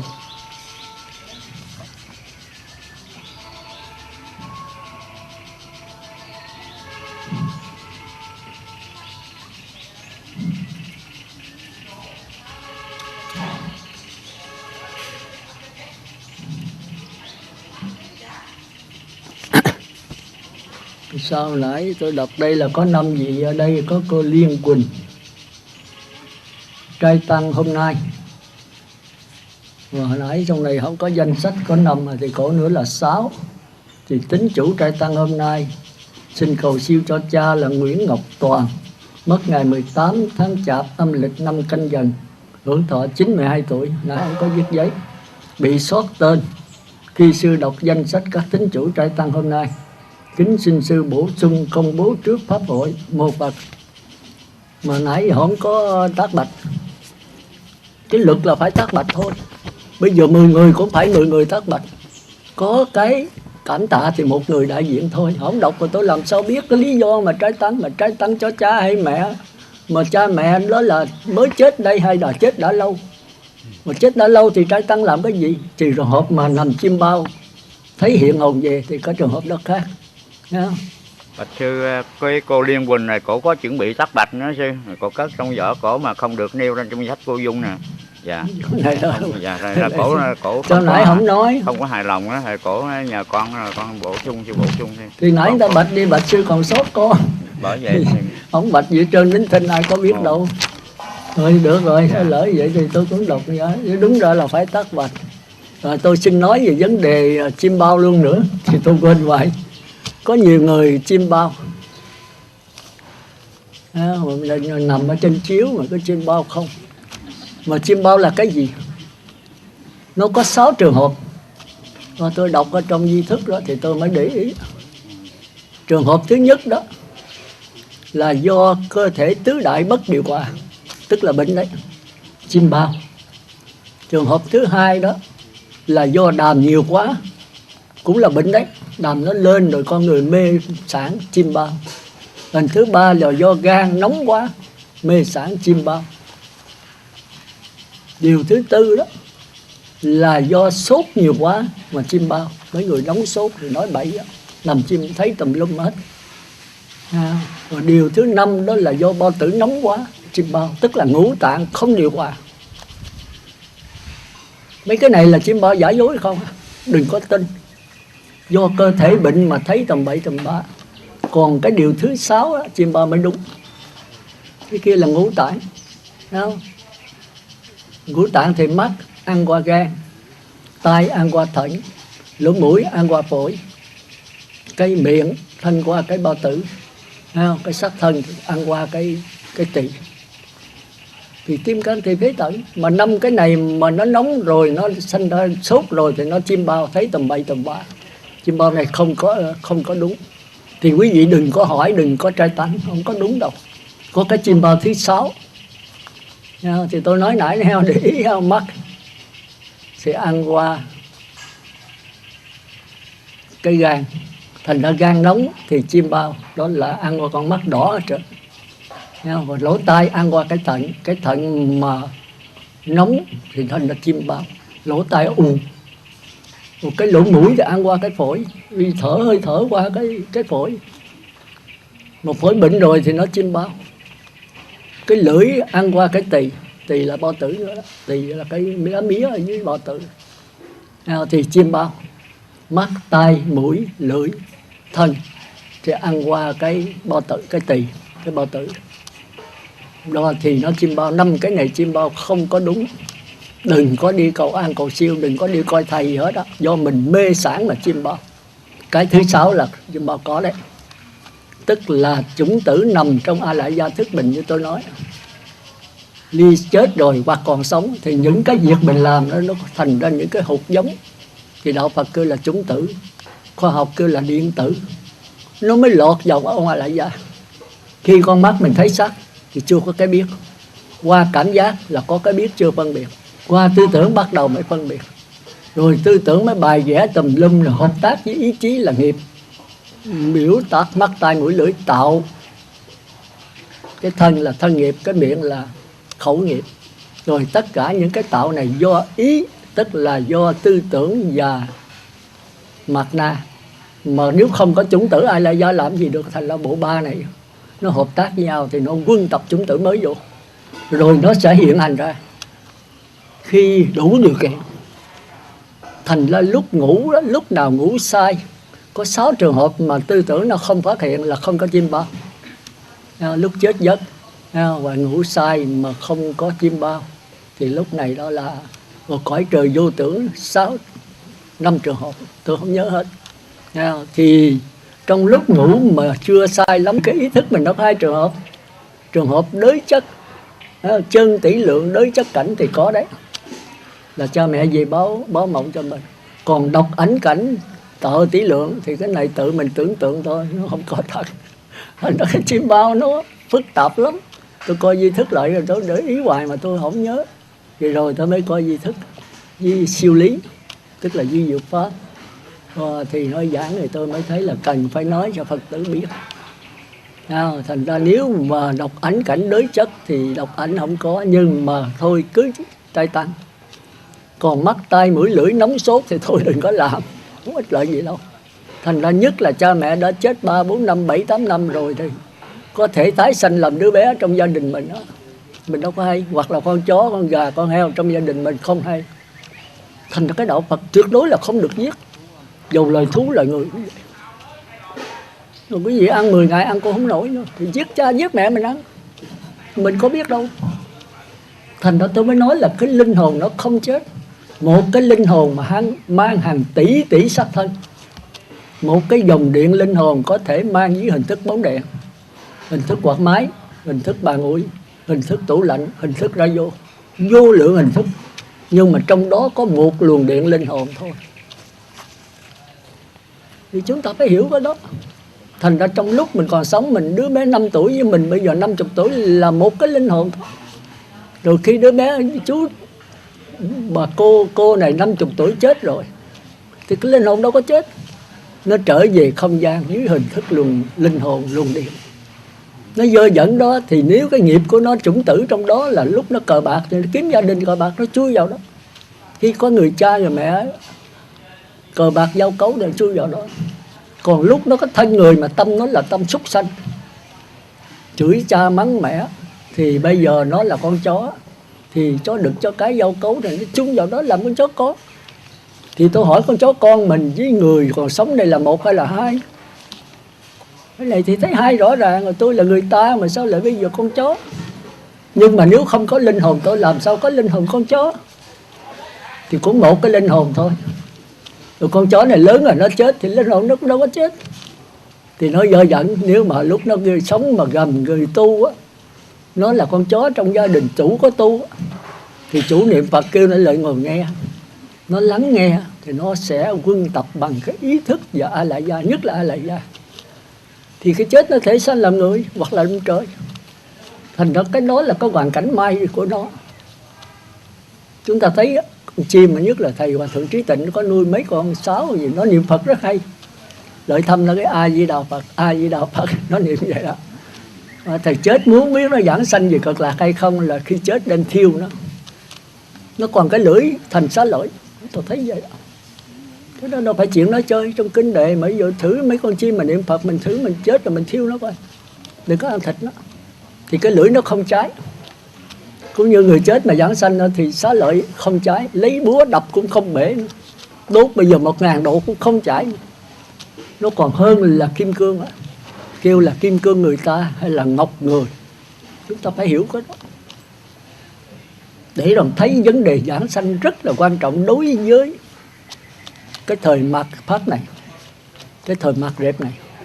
Nghĩa là chúng sanh mạt chứ đừng có nói Pháp. Mạt Pháp thì cũng vẫn vậy, kinh điển còn mà giữ giới nổi không, tu nổi không? Thưa khó giữ lắm sư ơi. Hồi xưa không có điện, không có quạt máy, không có radio, tivi, sống cảnh thanh tịnh thì trở về ta với ta. Còn bây giờ ta với radio, ta với những phim xét, phim chợ đen chợ đỏ vậy đó, thì mình thành chợ đen chợ đỏ. Cái hoàn cảnh rất là quan trọng đối với người phàm phu, người sơ cơ. Mà giờ ở đây ai thánh nhân? Tôi cũng chưa phải thánh, là tôi lánh hoàn toàn. Quý vị thấy tôi không có điện thoại di động, không có điện thoại bàn, ở trong này không có tới mấy cái máy này mà thâu đĩa thâu băng cũng không luôn. Tới cái thuyết pháp đây cũng vậy, cái máy này là ông Thiện Đức Cô Dung đem về nhà thôi. Một khi có ngồi sách vô. Quý vị lợi tinh xá này là vì pháp lý chứ không phải vì ăn ở đây là không có. Tôi không có đãi ai hết rồi đó. Buổi trưa đó thì Phật tử xuất bát thì lợi sớm còn có thể ăn được, còn buổi chiều là ra vài quán cơm chay ăn. Thì có vậy thôi. Thành ra xưa nào cũng trách tôi là không có hiếu khách. Tôi nói khách hiếu mình chứ thôi mình hiếu khách. Phật tử đến đây là cầu pháp chứ không phải cầu ăn. Cầu ăn đi chỗ khác thì không thích tôi thì thôi. Tôi vậy đó. Tôi cầu cái niết bàn, cái chân lý thì nó hơi khô khan. Bởi vì tôi là khan mà, thì nó khô thêm. Thì quý nào thấy hợp thì đến, còn không hợp thì thôi. Tôi nói thiệt vậy đó. Đây là quý vị đến để cầu pháp lý, để nghe pháp, để chuẩn bị cái chết. Tôi sẽ nói thẳng vậy chứ không có chuẩn bị cái gì hết. Tôi không muốn quý vị về cõi trời. Tôi nói thật sự vậy. Nhưng mà như tôi nói nãy, làm sao về cõi Phật được sư? Về được. Ngoài pháp môn tịnh độ là không có pháp môn để đưa mình về hết. Làm sao mà dứt cái ghiền được? Vô số cái ghiền. Nhưng mà cái ghiền cuối cùng là ghiền A Di Đà. Tương tư lọ phải là trai gái. Tương tư mơ về trời liên qua. Tôi không thêm tương trai gái nữa, mà tôi tương tư A Di Đà. Tôi ghiền A Di Đà, ghiền lần cuối. Về đó rồi tôi vào giáo hội đó tôi tu, chứ không phải qua đó là thành Phật nha, còn lâu. Cũng như có Phật Thích Ca, có giáo hội Phật Ca. Tôi nói thiệt, tôi không cần gì cực lạc đâu. Không có Phật nào hơn Phật nào bằng nhau thôi.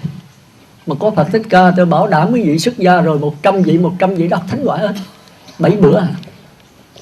Bây giờ cho tôi 70 kiếp bây giờ cũng chưa chắc đắc nữa. Vì cái đức của các vị Phật rất là lớn. Cái đức của các ngài rất là lớn. Mình tu mà sai một cái các ngài biết liền. Ngồi thiền các ngài thấy, các ngài hiện tới liền. Phật là quá vô lượng thân mà. Ngài chỉ mình liền. Còn bây giờ sai thì xuống địa ngục, ráng mà chịu. Đi kìm thầy giải thích cái sự tu chứng của tôi, đỏ con mắt không ra. Bây giờ quý vị đi tu rồi quý vị giỏi. Tôi thì quý vị hỏi là tôi có thể nói gì tứ thiền tứ không được. Còn nhập lưu, nhất giả lai, bất lai với sơ thiền, nhị thiền, tam thiền thì tôi nói lờ mờ thôi nha, bởi vì tôi chưa đắc. Nhưng mà sơ thiền, nhị thiền, tam thiền thì tôi trình bày đã sáng.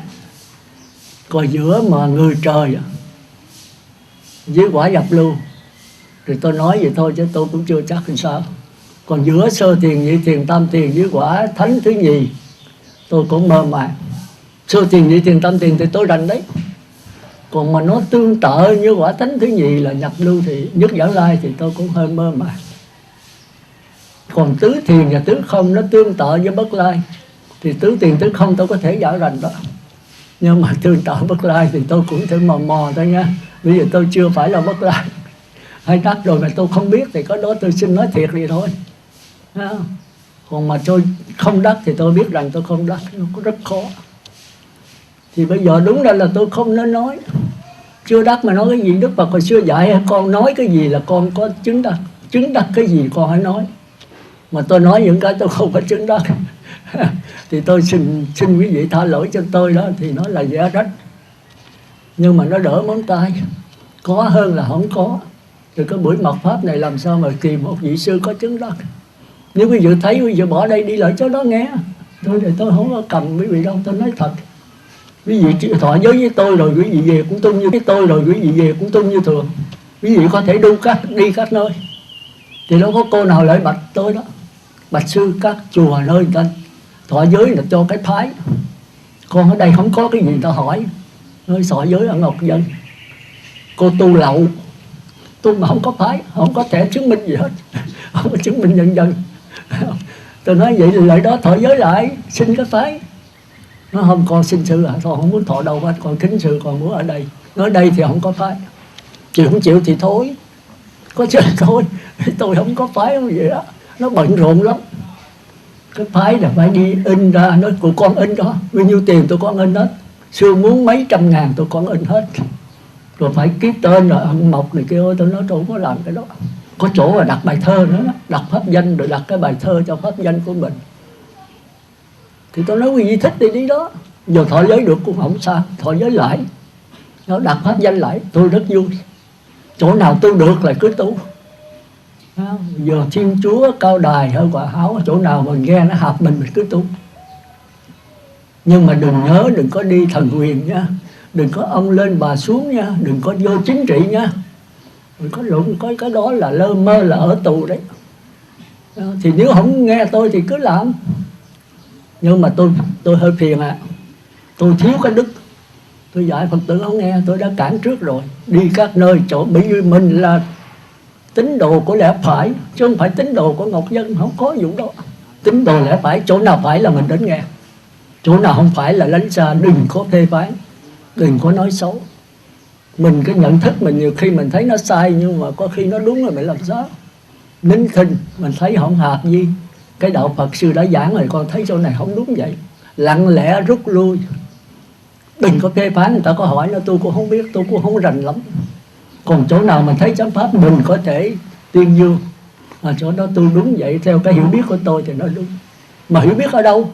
Giới luật. Nhất là cái giới thứ 10, thứ 9, thứ 8, bắt chữ lên đây là cái hạnh. Còn 5 giới đầu thì dễ giữ thôi. Không sát sanh, không trộm cắp, không dâm dục, không nói dối, không uống rượu, ghiền các chất sai. Tại sao mà cái này dễ giữ?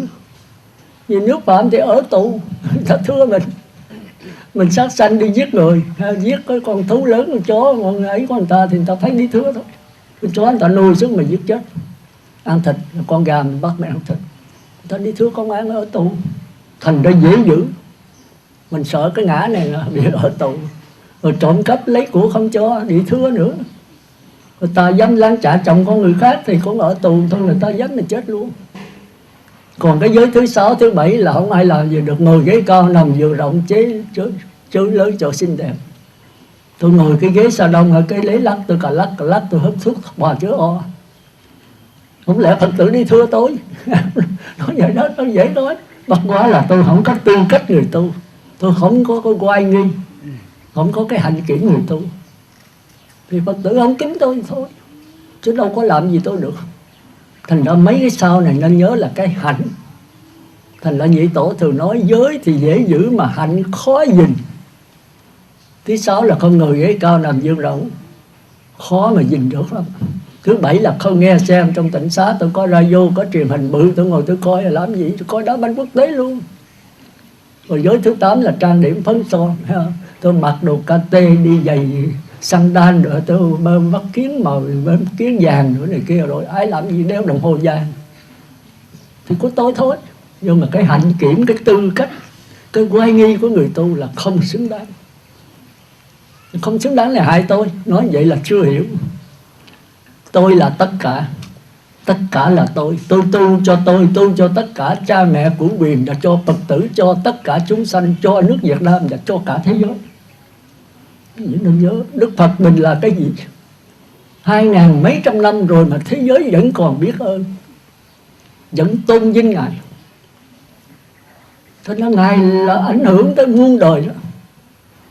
Thành ra Ngài đã dạy một gia đình mà cha mẹ hư hại cả gia đình, một cái trường học mà thầy giáo cô giáo hư là hại cả một cái thế hệ, một cái chánh thủ mà hư hại cả nước, một người tu sĩ mà hư hại cả muôn đời. Thì chúng ta nên nhớ đó. Thành ra người tu sĩ đứng đầu trong cái chiến tranh mất hòa bình thế giới. Người tu sĩ phải chịu tội nặng nhất. Thành ra trong đó tôi là nặng nhất ở đây. Phật tử đây có hư là tôi phải chịu trách nhiệm hết, nếu tôi đã truyền giới. Trong gia đình cũng vậy, con mà dưới 18 tuổi mà hư thì cha mẹ chịu trách nhiệm hết. Bắt con mà bắt cha mẹ luôn, tại bà không dạy nó. Còn trên 18 tuổi là khỏe thôi. Còn quý vị đi xuất gia rồi quý vị theo ông thầy, ông thầy chịu cho tôi không có nữa. Còn không thọ giới thì không ảnh hưởng gì tới tôi hết. Mà thọ 5 giới thì tôi mang tai tiếng, chứ chánh phủ đâu có bắt tôi được. Nhưng mà thọ giới ông sư đâu, cũng như con mà làm ác thì công an cầm đầu nó, chứ đâu có cầm đầu cha mẹ. Nhưng mà con có bà A bà B đó, bà mất dạy. Có con mà không biết dạy. Thì tôi có học trò mà không biết dạy, thì tôi hư thì học trò nó mới hư, cha mẹ hư thì con cái nó mới hư. Tại mình thiếu dạy. Tại sao gia đình người ta có dạy dỗ? Rồi Phật tử phải thông cảm là thời mạt Pháp này rồi đó. Phật tử thì đông quá, thì tôi thì đâu có kiểm soát hết được. Tôi lo tôi còn chưa xong mà. Nhưng mà buộc lòng tôi phải truyền giới thôi. Tôi 250 giới mà truyền 5 giới rồi Đức Phật 8 tháng thôi. Người 10 giới mà có thể truyền cho 5 giới rồi đấy. Còn tôi 250 giới thì tôi lấy cái kinh nghiệm với cái giới lực của tôi thôi. Còn kết quả hay không thì Phật tử phải cố gắng giúp tôi. Tức là đã thọ giới, hứa rồi. Nên nhớ thọ giới là tôi không bắt buộc nha, tự mình phát tâm. Mà hãy phát tâm thì cố gắng giữ. Mà trong cõi trần ai bụi bặm mà giữ làm sao khỏi lắm tất son, không thể nào được. Sư còn phải phạm mà. Đúng. Nhưng mà trong đạo Phật, tội là do tâm sanh, thì tội phải do tâm diệt. Thật sự không có tội, mà tại mình có tư tưởng xấu. Tư tưởng chính là tội. Thân, miệng chưa có tội, mà có ý vô đó rồi là có tội. Thành ra người tu người ta giữ cái ý nghiệp thôi, chứ người ta không có cần thân miệng gì hết á. Thành ra ý nghiệp là phải sám hối. Tôi một tháng cũng phải sám hối 4 lần. Mùng 8, 23, rằm 30. Đó, còn quý vị cũng vậy. Hay có tội thì lấy cái quyển nghi thức. Bây giờ ai thọ giới rồi cũng được quyển nghi thức hết đó. Về coi đó mà sám hối. Thì cuối cùng xin thưa đó là, thì chúng ta thấy rằng cái thứ nhất đó là chúng ta phải hiểu rằng chúng ta nên sống với cái hiện tại, giúp cha mẹ tiến hóa trong hiện tại. Đừng có để chết rồi cầu an cầu siêu. Hiện tại rất là thực tế, tôi đã nói. Thí dụ cha mẹ cờ bạc, không có ăn ngày chay nào hết, thì như tôi nói là tìm cách giúp cha mẹ không được là nhờ sư cô tăng. Mà nếu cha mẹ cờ bạc, sai xỉn, thì tất nhiên quậy thì gia đình là địa ngục. Mà khi vô thọ giới rồi lập tức ngay cái thọ giới là biến gia đình thành thiên đường. Thứ đó thực tế. Tôi rất là mừng, Phật tử cũng thấy mừng. Trời ơi, ông không thọ giới, ông quậy quá xưa. Giờ thọ giới của xưa rồi, ông rất là đàng hoàng. Có người mà tỉnh táo là có người đàng hoàng. Có ai mà không có tâm đâu, cũng có cái hiểu biết chứ. Nhưng mà say rồi là không còn hiểu biết nữa. Người say là người điên. Chúng ta phải hiểu cái đó. Thành ra cái thọ giới bây giờ rất là quan trọng. Đổi cái cuộc sống ngay bây giờ và tại đây. Thì quý vị phải hiểu cái chỗ đó. Thành ra mình sống hiện tại thôi, đừng có sống quá khứ, đừng mơ mộng tương lai. Thành ra thường cái vụ mà phong thần hay là cái gì ở núi cấm bắt đầu có Việt Nam làm chủ 18 nước, có vua ra đời vậy tôi phải thôi, đừng có mong cái đó. Bây giờ có vua ra đời quý vị sao? Quý vị cũng phải tu. Mà không vua ra đời thì quý vị sao? Thì cũng phải tu. Ví dụ muốn vô cái bản phong thần sao? Mình là đệ tử Phật mà còn trời mình còn không tạm, mà làm tiên mình không làm nữa, mà vì vô có thông thần Atula. Atula là có Atula ác thần, Atula thiện thần. Atula thiện thần là người trung với vua, Atula ác thần là người nịnh. Mình muốn nịnh thần hay là trung thần? Trung thần như Quan Công, Trương Phi giết người như rạ rồi được phong thần. Nhưng mà cuối cùng đó là người ta giật cái chân ngựa, ông té xuống chết, ông trả thù. Atula trả thù bẻ cổ ông gì mà giết ông chết. Ông dễ gì giết. Con ngựa mà ông cưỡi là con ngựa thánh, nó hí một cái mấy con ngựa khác là quỳ xuống liền. Vua có loài ngựa mà, còn ổng cái thanh long đao của ổng nặng mấy ngàn cân, thấy không? Thành ra không ai dở nổi. Ổng múa một cái là quá ngũ quan trảm lục tướng, qua 5 ải kiếm chém 6 tướng tài. Tôi thấy vậy đó. Chết rồi là không hiểu đạo, trả thù. Tới chừng gặp ông sư ngồi thiền, thấy cái hồn của đi ngang mới kêu lại, giảng cho ông nghe bài pháp. Ông sám hối, bỏ đau bỏ gì hết, quy y làm hộ pháp cho Phật. Mà bây giờ người Tàu họ kính quá, họ kêu là thánh hộ pháp, kêu bằng hộ pháp vua kêu bằng Phật hộ pháp. Thì hộ pháp này kêu đó thường đó kêu là cái gì đó, nhưng mà đó là thần thôi. Sư trưởng mới triết lý ra thần giết người đi đã mà làm sao mà thành Phật được. Thì làm thần là mấy quyển đó, sau kinh đó thì có thần hộ pháp là ông đó đó. Còn công thần ông không hộ pháp. Đó. Thì đó chúng ta coi, chúng ta phải hiểu, đừng có mê muội. Nhưng mình kính quá mình xin ông là thánh, thì mình phải hiểu cái đó. Thành ra mình đã là Phật, đệ tử Phật rồi, còn người trời mà không thèm, bây giờ đi làm thần, muốn làm cái bản phong thần. Thành ra cái cô viết đó là bây giờ sắp có phong thần, tức là hội Long Hoa. Long Hoa là Long Hoa của tiên. Vua có đưa ra đời làm chủ 18 nước gì đó, có thần thông đủ thứ hết. Đem nấu mà cái nồi cơm vậy đó, 18 nước ăn hoài không hết. Có không? Nói không có là sai, mà nói có là trật. Cái thần thông là cái tưởng tượng. Để mà đủ điều kiện thì nó vẫn có như thường. Thế giới bây giờ là thế giới thần thông.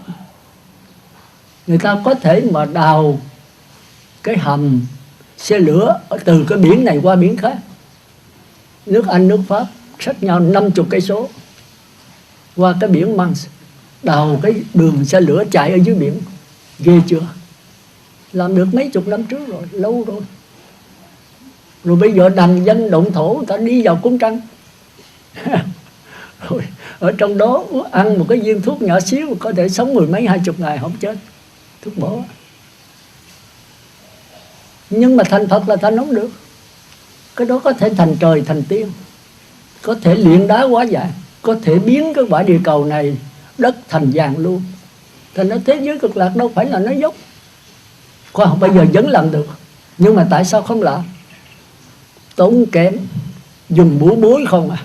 Cũng như quý vị muốn chụp quang tiến X cái hình phổi là phải nhờ cái quang tiến X chụp mới thấy. Còn mấy vị tiên mà kêu thiên tiên, cái này trong kinh Thủ Lăng Nghiêm thì kêu là địa tiên, tiên ở trên mặt đất. Còn thiên tiên là tiên ở cõi trời, ở trên mấy quả địa cầu cao hơn, ta sống bằng hào quang. Mà không có mặt trời mặt trăng, cái hào quang của họ thay thế cho mặt trời mặt trăng. Cõi này không có mặt trời là chết hết, tối hù. Còn cái kia mỗi người có cái hào quang, ta sống hào quang họ. Họ có thể cầm cục đá gì đó, họ niệm chú á, nặng màu tâm ấn đa mẫu đa bắt ra để hải đa xá, niệm rồi cái cục đá biến thành vàng. Còn khoa học bây giờ cũng làm được, đưa cục đá rồi chiếu cái tia quang tiến vô đó thì cục đá biến thành vàng. Phải 1-2 tiếng đồng hồ. Cái kia họ làm chừng 1-2 phút là thành không gian luôn. Khỏi tốn kém gì hết, chỉ kém có cái hơi nói thôi. Còn cái kia là bắn cái tiêu mang xuyến là tốn kém biết bao nhiêu tiền. Vì tốn kém này so với vàng cũng tương đương nhau, làm chi tới nó mệt. Bây giờ để hỏi rồi mình học hồi đó đó. Ví dụ oxy là 16 điện tử âm điện tử dương, hydro là 1 điện tử âm điện tử dương, vàng là 180 điện tử âm điện tử dương, bạc là 108 điện tử, đồng là 64. Như vậy muốn biến hydro thành vàng thì thêm 179 vô hydro biến thành vàng. Muốn biến hydro thành oxy thì thấy 15 điện tử âm điện tử dương nữa thì hydro biến thành oxy. Đạo Phật kêu là thần thông. Thông là xuyên suốt, thần là cái định lực mình tập trung vào đó, mình làm cho cuộc sống này nó thông suốt. Nhưng không phải là đạo Phật. Đạo Phật là cái gì? Là cái trí tuệ. Nếu tôi có thần thông, tôi đội đá giá trời, tôi dời non lấp biển, tôi đằng dân trên bay, tôi độn thổ xuống dưới đất, nhưng mà còn tham sân si thì vẫn là phàm phu. Tham sân si thì bao nhiêu cái tu học của tôi, cái thần thông của tôi mất hết, tu trở lại. Cũng như là tôi ở cõi trời sắc giới đi, rồi tôi ở đâu quá nhàm chán, phải không? Vô thường vô ngã khổ đau, tôi mới đi khỏi cõi trời, tôi hạ sức nhập vào tam thiền, tôi xả tam thiền, tôi xuống nhị thiền. Tam nhị thiền chán là tôi xuống nhị sơ thiền. Đụng cảnh chịu không nổi, rớt xuống ngạ quỷ súc sanh. Giờ bò lên nữa, rồi bò lên cao ở lâu nhàm chán, ví dụ tứ thiền sắc giới đi, nó khoái vô cùng, nó tương tự như Bất Lai. Tương tự chứ không phải Bất Lai. Bất Lai là không có nhập, không có xuất. Rồi nhập 1000 năm, 1 tỷ năm nhàm chán quá, vô thường vô ngã thì khổ đó. Xả xuống nữa, đụng một cái rớt xuống, rồi tu lại nữa. Đức Phật thấy cái chỗ đó, nó tương tự thôi, tưởng rằng đồ thật mà quá đồ chơi. Rồi đó Ngài mới tìm được cái đạo Phật. Nhưng bây giờ đạo Phật quý vị không thể giảng sanh gì, không thể thành Phật được, không thể thành vật lưu nữa. Nếu có hoàn cảnh này còn tiếp tục hoài, vật chất lên quá ngút rồi. Quý vị mở mắt ra là có vô số vấn đề. Vấn đề ăn, vấn đề mặc, vấn đề chỗ ở. Ăn thì đủ thứ đồ ăn. Bây giờ đồ chay cũng cả đủ thứ. Tôi thấy ở chùa Vĩnh Nghiêm vậy đó, 108 món đồ ăn chay. Mà không biết làm sao được, hay quá. Chắc là làm con gà bằng tàu hũ mì căng, con vịt tìm, con này, con kia, con heo đồ bằng tàu hũ mì căng làm giống hệt vậy. Thì 108 món. Trời ơi, ăn gì cho hết, mà ai mà làm hay. Đã tu mà còn tưởng tượng đồ mặn nữa thì tôi tu cái gì? Miệng chay mà tâm mặn thì chay nó thành mặn.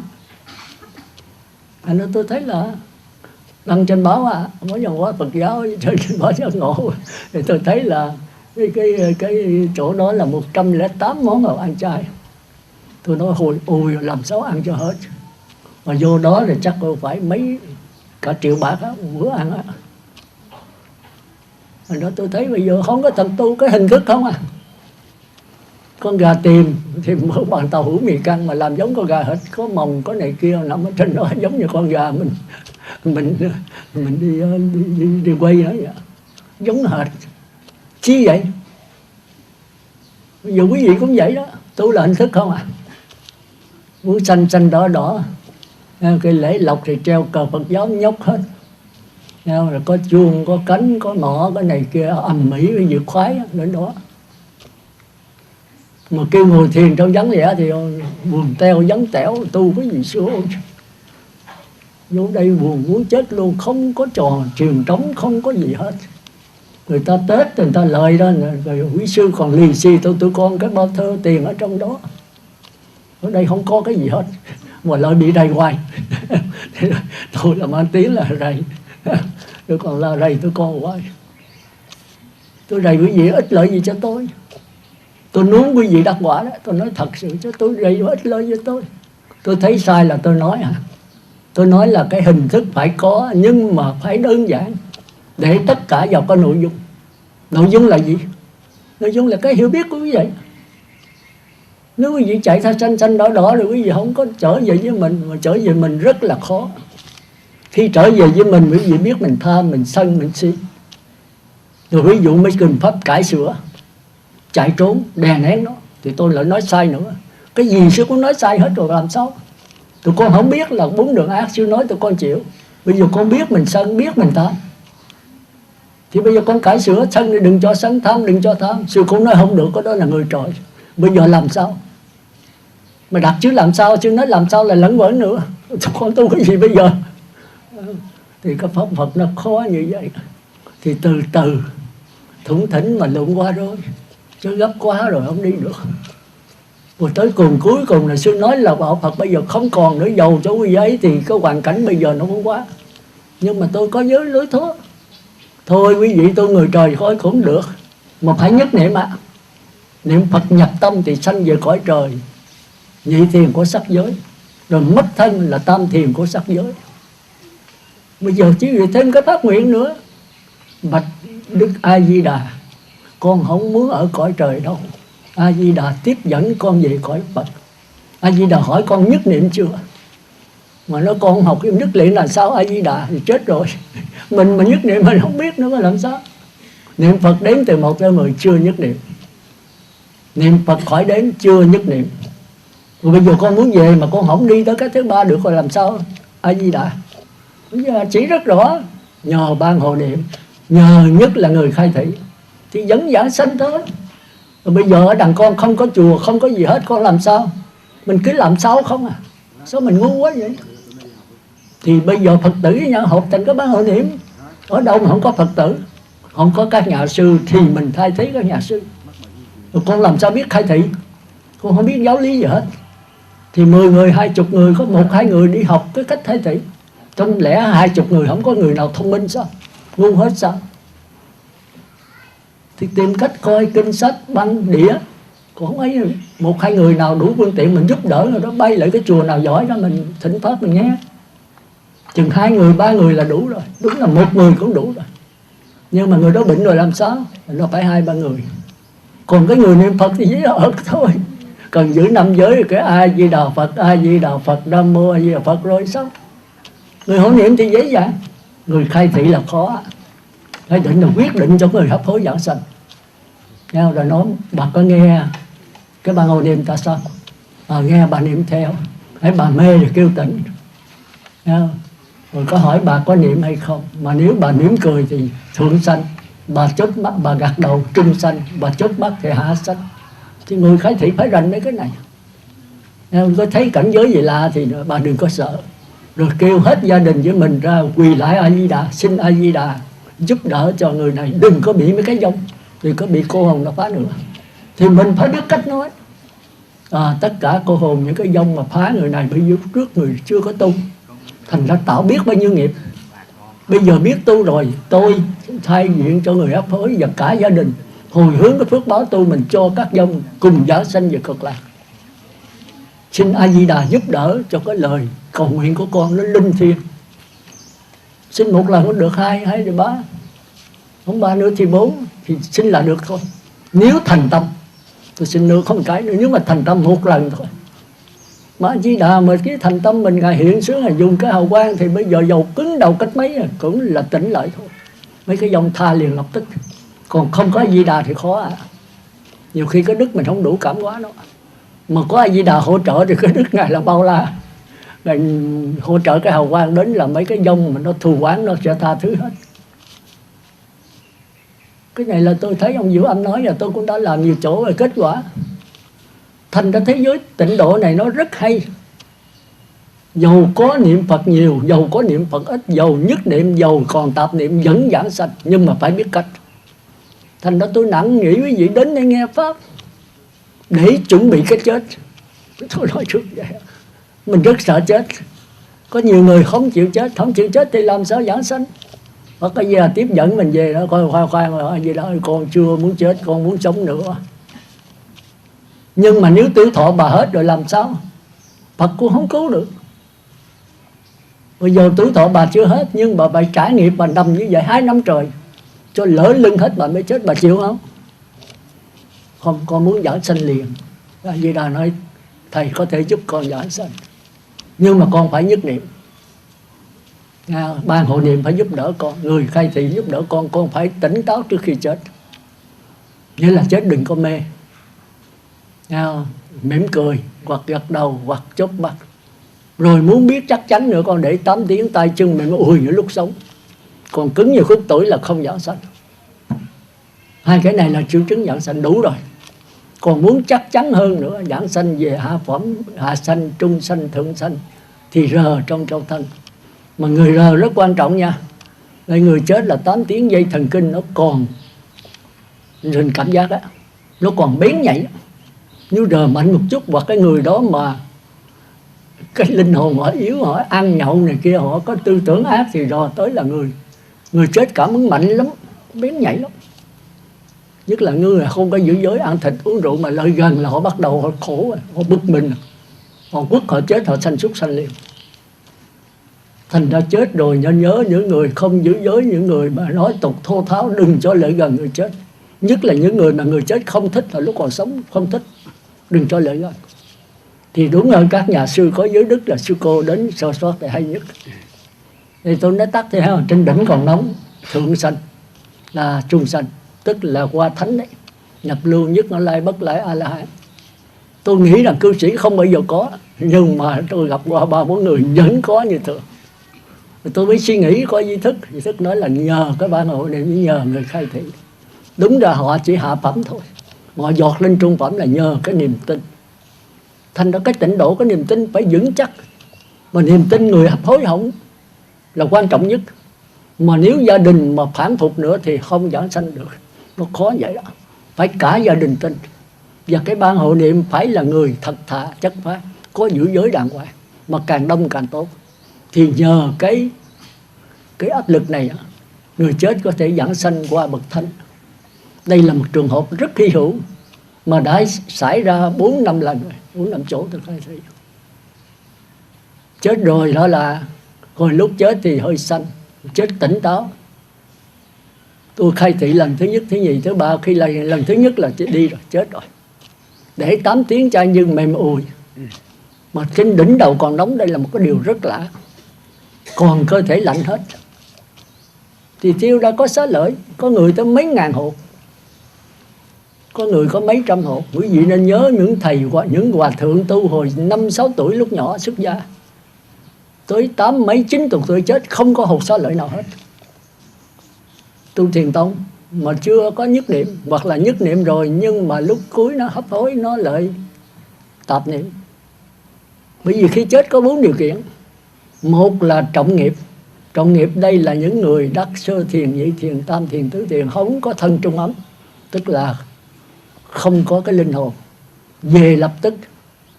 Người ta định lực ta mạnh, ta chết ta về cõi trời liền, không có thân trung ấm. Hai nữa là những người phạm tội ngũ nghịch, chửi cha mắng mẹ, giết cha giết mẹ, thì chết không có thân trung ấm, xuống địa ngục lập tức, không có cầu gì được hết. Hai cái cảnh giới này là không cầu được.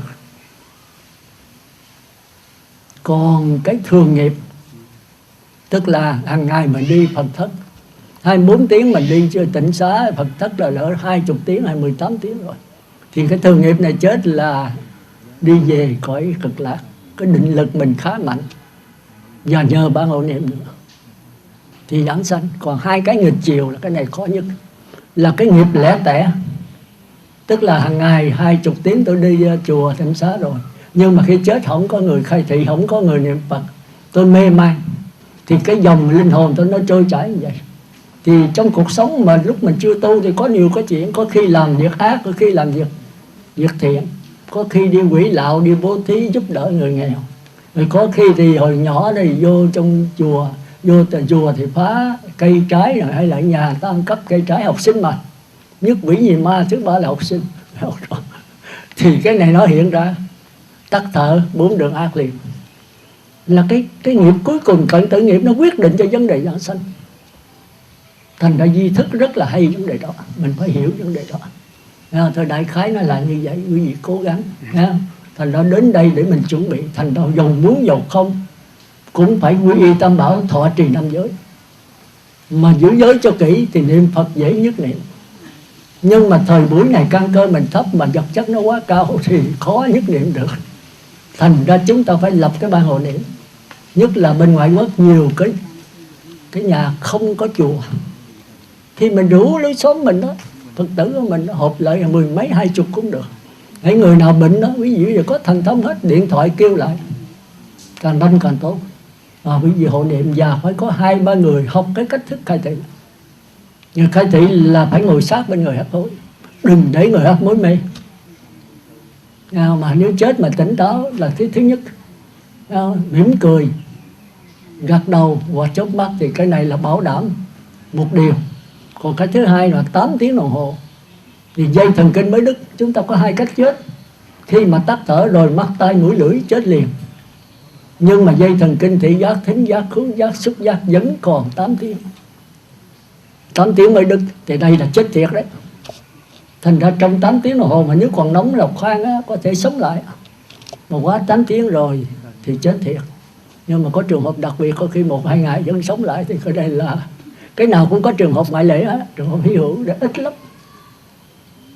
Đó, còn cái thứ ba là biết chắc chắn ở đâu. Thì trên đỉnh đầu này đó là thánh nhân.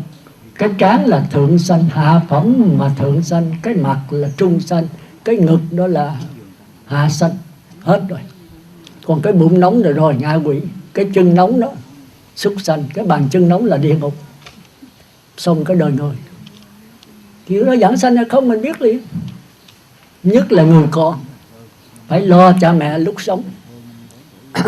Tạo cái nhân nào thì có quả đó. Cha mẹ đi Phật tất niệm Phật này kia, mà cha mẹ chết mà không giảng sanh, đó là một cái hy hữu ít có. Mình phải làm sao tạo cái ban hộ niệm. Hả, cha mẹ mà hấp hối mình coi rồi ta phải điện cái ban hộ niệm liền. Mà muốn kết quả phải hộ niệm liên tục cho tới vô lò thiêu. Ngay là lúc hấp hối. Ban hộ niệm nếu đông đó thì lúc hấp hối phải đến cho đông, 7-80, 8-90 còn tốt. Rồi khi cha mẹ tắt thở rồi ban hộ niệm chia bớt 6 người hoặc 8 người, bên 4, bên 3 cũng được. Bên này 2 câu, bên này 2 câu, hoặc 3 câu, bên này 3 câu. Niệm luôn cả ngày, cả đêm, 12 giờ khuya cũng phải ban hộ niệm. Bao nhiêu chia đi về hết. Còn 6 người hết mệt rồi điện cho mấy cái ban thứ 2, ban thứ 3, thứ 4, thứ 5, thứ 7 ngày, 7 đêm, 10 ngày bây giờ cũng còn liên tục được. Bởi vì số đông mà. Nhưng mà lúc hấp hối là phải đông 7-80. Mà tắt thở rồi thì thôi chia. Niệm gì nổi 7-80 mà ở niệm là 24 tiếng, 36 tiếng hay là 7 một tuần lễ thì chết mồm mấy người ban hộ niệm. Nhưng mà nếu chia 6 người mà trừ 100 người ban hộ niệm hay là 200 hay 600, bây giờ làm 1 tháng cũng còn hộ niệm được. Cái hay của thời buổi này. Thành ra cái điện thoại di động đừng có chê nó. Nó làm Phật ấy, nhưng mà đừng có quá lợi dụng nó. Tôi thấy có người đó mà điện thoại di động mà đưa chạy xe Honda, vừa chạy vừa nghe, trời ơi tai nạn chết luôn. Nó ập một cái tới là không có tránh được. Muốn vậy thì phải ghé chỗ nào thanh vắng đó rồi đó mà bắt mà nói chuyện. Con mắt nào, cái lỗ tai nào nghe chuyện, con mắt nào nó ào ra một cái là thắng không có kịp. Người Phật tử là phải tỉnh táo, phải biết. Rồi khi nào có ban hộ niệm đó thì có điện thoại di động, khi nào cần mới xài, còn không cần thì thôi. Xài lung tung hết trơn. Rồi tiền bạc ở đâu mà vô đó mà nó bận rộn đủ thứ hết. Có nhiều khi nó tào lao nó cũng điện cho mình nữa. Đối chiều đối ngày nói chuyện tào lao thì chết. Vậy thì hôm nay tôi cũng không nói hết được. Đúng là tôi tính nói 4 phần đó, mà nói cái phần đầu đó là chúng ta thấy là hết rồi. Tôi thì có nhiều chuyện mà tôi cũng muốn cho Phật tử hiểu cho rằng thì vấn đề chết là vấn đề quan trọng nhất. Thì Phật tử có thọ giới thì xin nhớ là tháng 2 ngày đến tịnh xá, còn không mấy ngày thường thôi khỏi đến, mà đến cũng không gặp tôi đâu. Vì tôi bệnh là tôi không có tiếp chuyện nữa. Thì có cúng hội như vậy tôi tiếp luôn một lượt. Thành ra hôm nay 5 trai tăng này là 5 ngày liên mời khác nhau đấy. Nhưng mà tôi năn nỉ Phật tử kính tôi và cũng thương tôi. Nếu mà 5 thời pháp này mà chia ra trong tháng này, cái ngày chết 1 thất, 2 thất, 7 thất thì chết tôi. Tôi phải thiết tới là 5 thời pháp. Thì tôi vô lò thiêu số. Phật tử cũng sợ tôi chết. Thì tôi giờ dùng lại bữa 30 với rằm. Thì ngay ai có trai tăng thì xin thưa rằm 30 ha, thông cảm. Còn ăn tân gia thì tôi hết tân nổi rồi. Quý vị tân gia chứ tôi là cụ gia, chứ tôi vô lò thiêu số. Có nhiều người cất nhà rồi muốn tỉnh tân gia. Rồi so sánh rồi sao siêu đi tân gia, rồi đó là tôi khỏe nó khác. Còn bây giờ là tôi muốn vô là thiêu rồi thì tôi sống thêm thời gian nữa. Thì quý vị phải thông cảm. Thì tân gia cũng đem lại đây luôn. Thì tôi ăn tân gia tôi lợi đó thiết cái gì quý vị biết không? Tân gia cái nhà cũ của mình, cái nhà xưa của mình đó. Tân gia cái nhà 5 quận chứ đừng có tân gia cái nhà đó. Cái nhà này là do nhà 5 quận mà có. Cái nhà đó có trước tiên gì, trước sau gì cũng là sụp đổ thôi. Mà nó sụp đổ mau hay chậm là do cái nhà 5 quận này. Nếu quý vị có đạo đức thì gia đình êm thấm. Còn không đạo đức thì 1-2 năm là bán người khác liền. Thì cái đó là do quý vị. Thành ra cái nhà đó mà cất được cũng là do cái nhà 5 quận này, mà nó bị bán mất cũng là do cái nhà 5 quận này. Thì học cái nhà 5 quận này là quan trọng hết. Như chữ nhẫn là qua hết. Mà nhẫn được không? Khó nhẫn lắm sư ơi. Thì khó mới tu. Nhẫn trái chủ quan gia tùng thứ tận. Nhịn thì tất cả cái gì qua hết.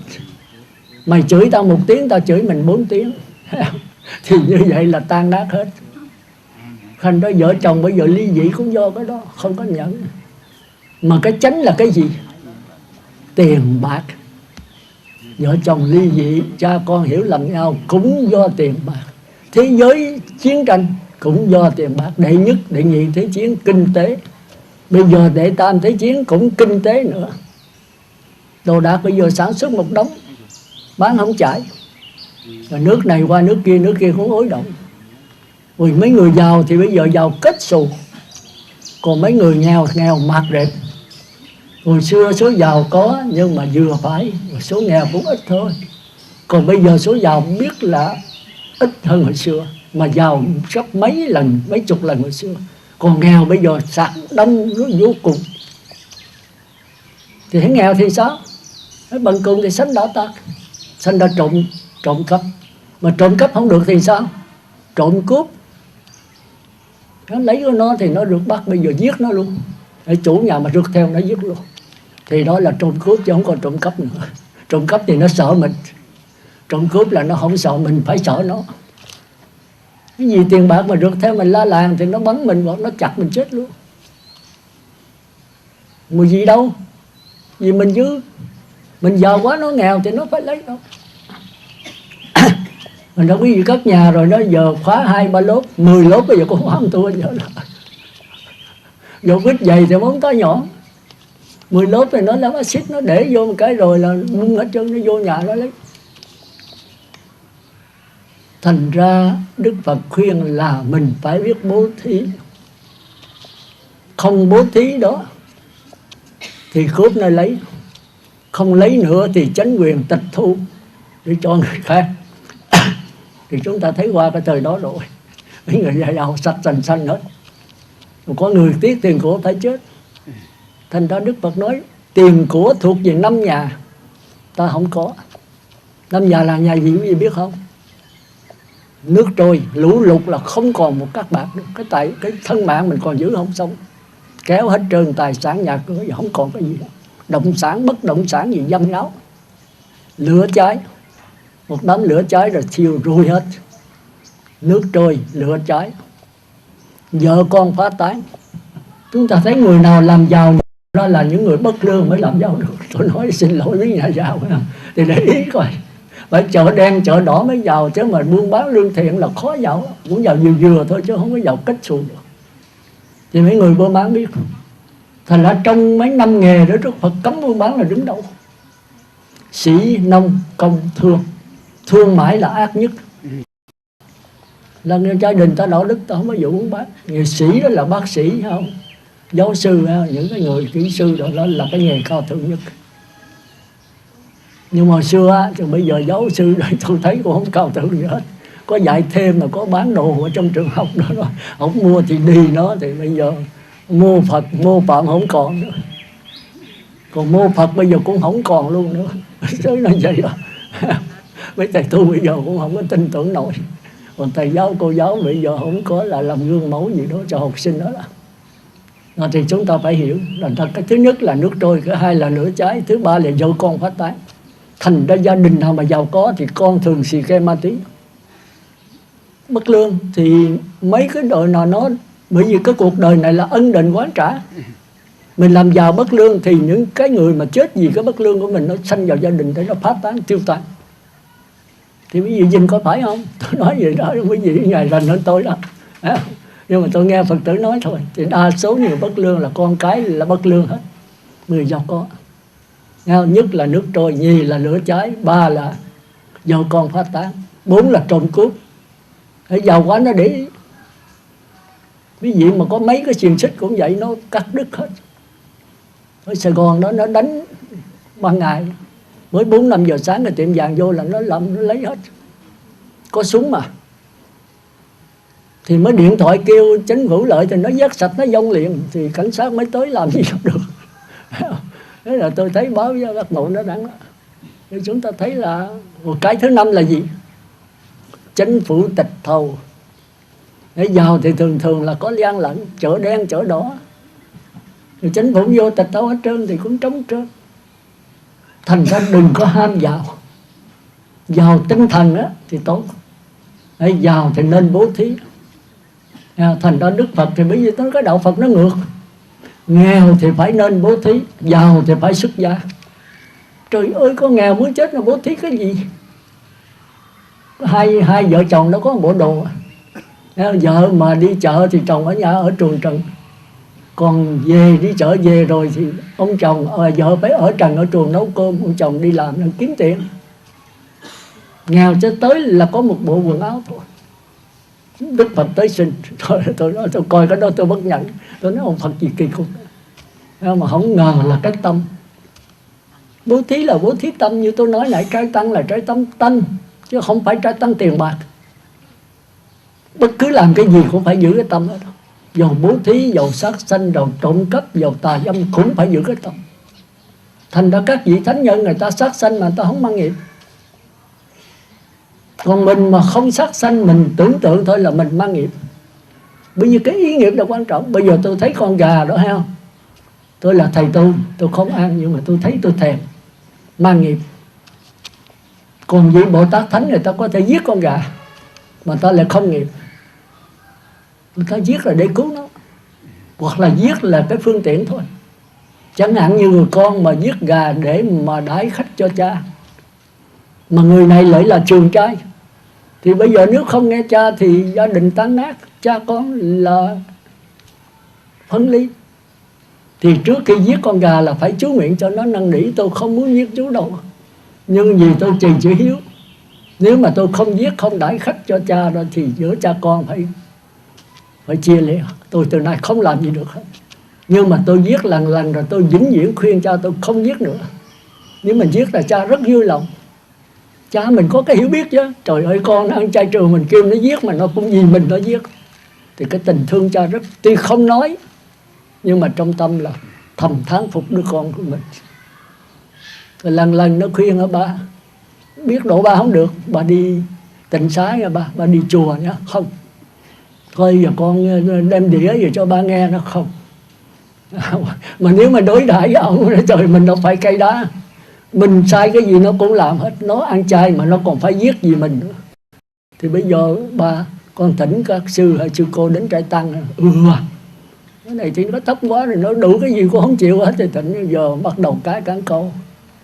Thì đến đó 1 lần, 2 lần, 3 lần nó bắt đầu ông thấm. Nó thấm lâu như đá chẳng mòn lỗ ai. Nước chảy mà đá còn mòn, huống gì cái này. Thì mình độ cha mình giết một vài lần thôi rồi vĩnh viễn không giết nữa.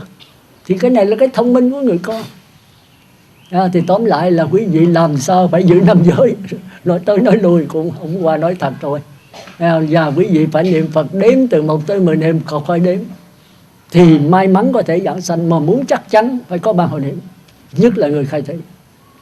Còn niệm Phật nhập tâm khỏi, còn niệm Phật vẫn có tiếng niệm Phật, thì giờ 3 hồi niệm cũng được mà không cũng được.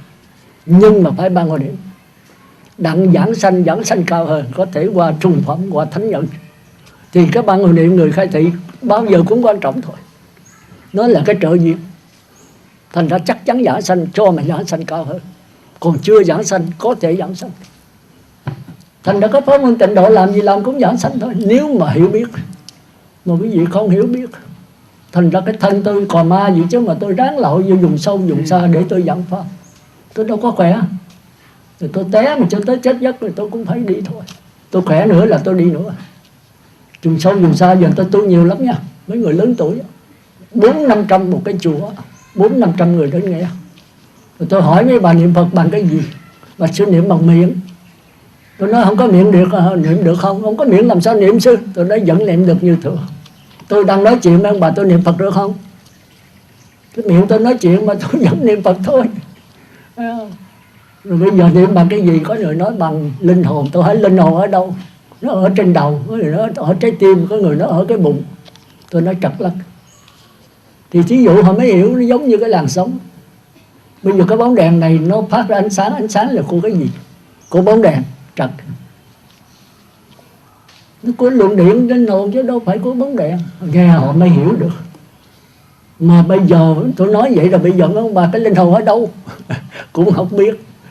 Tôi nói nó mượn cái óc để nó phát ra cái nhớ, cái nghĩ, cái tưởng.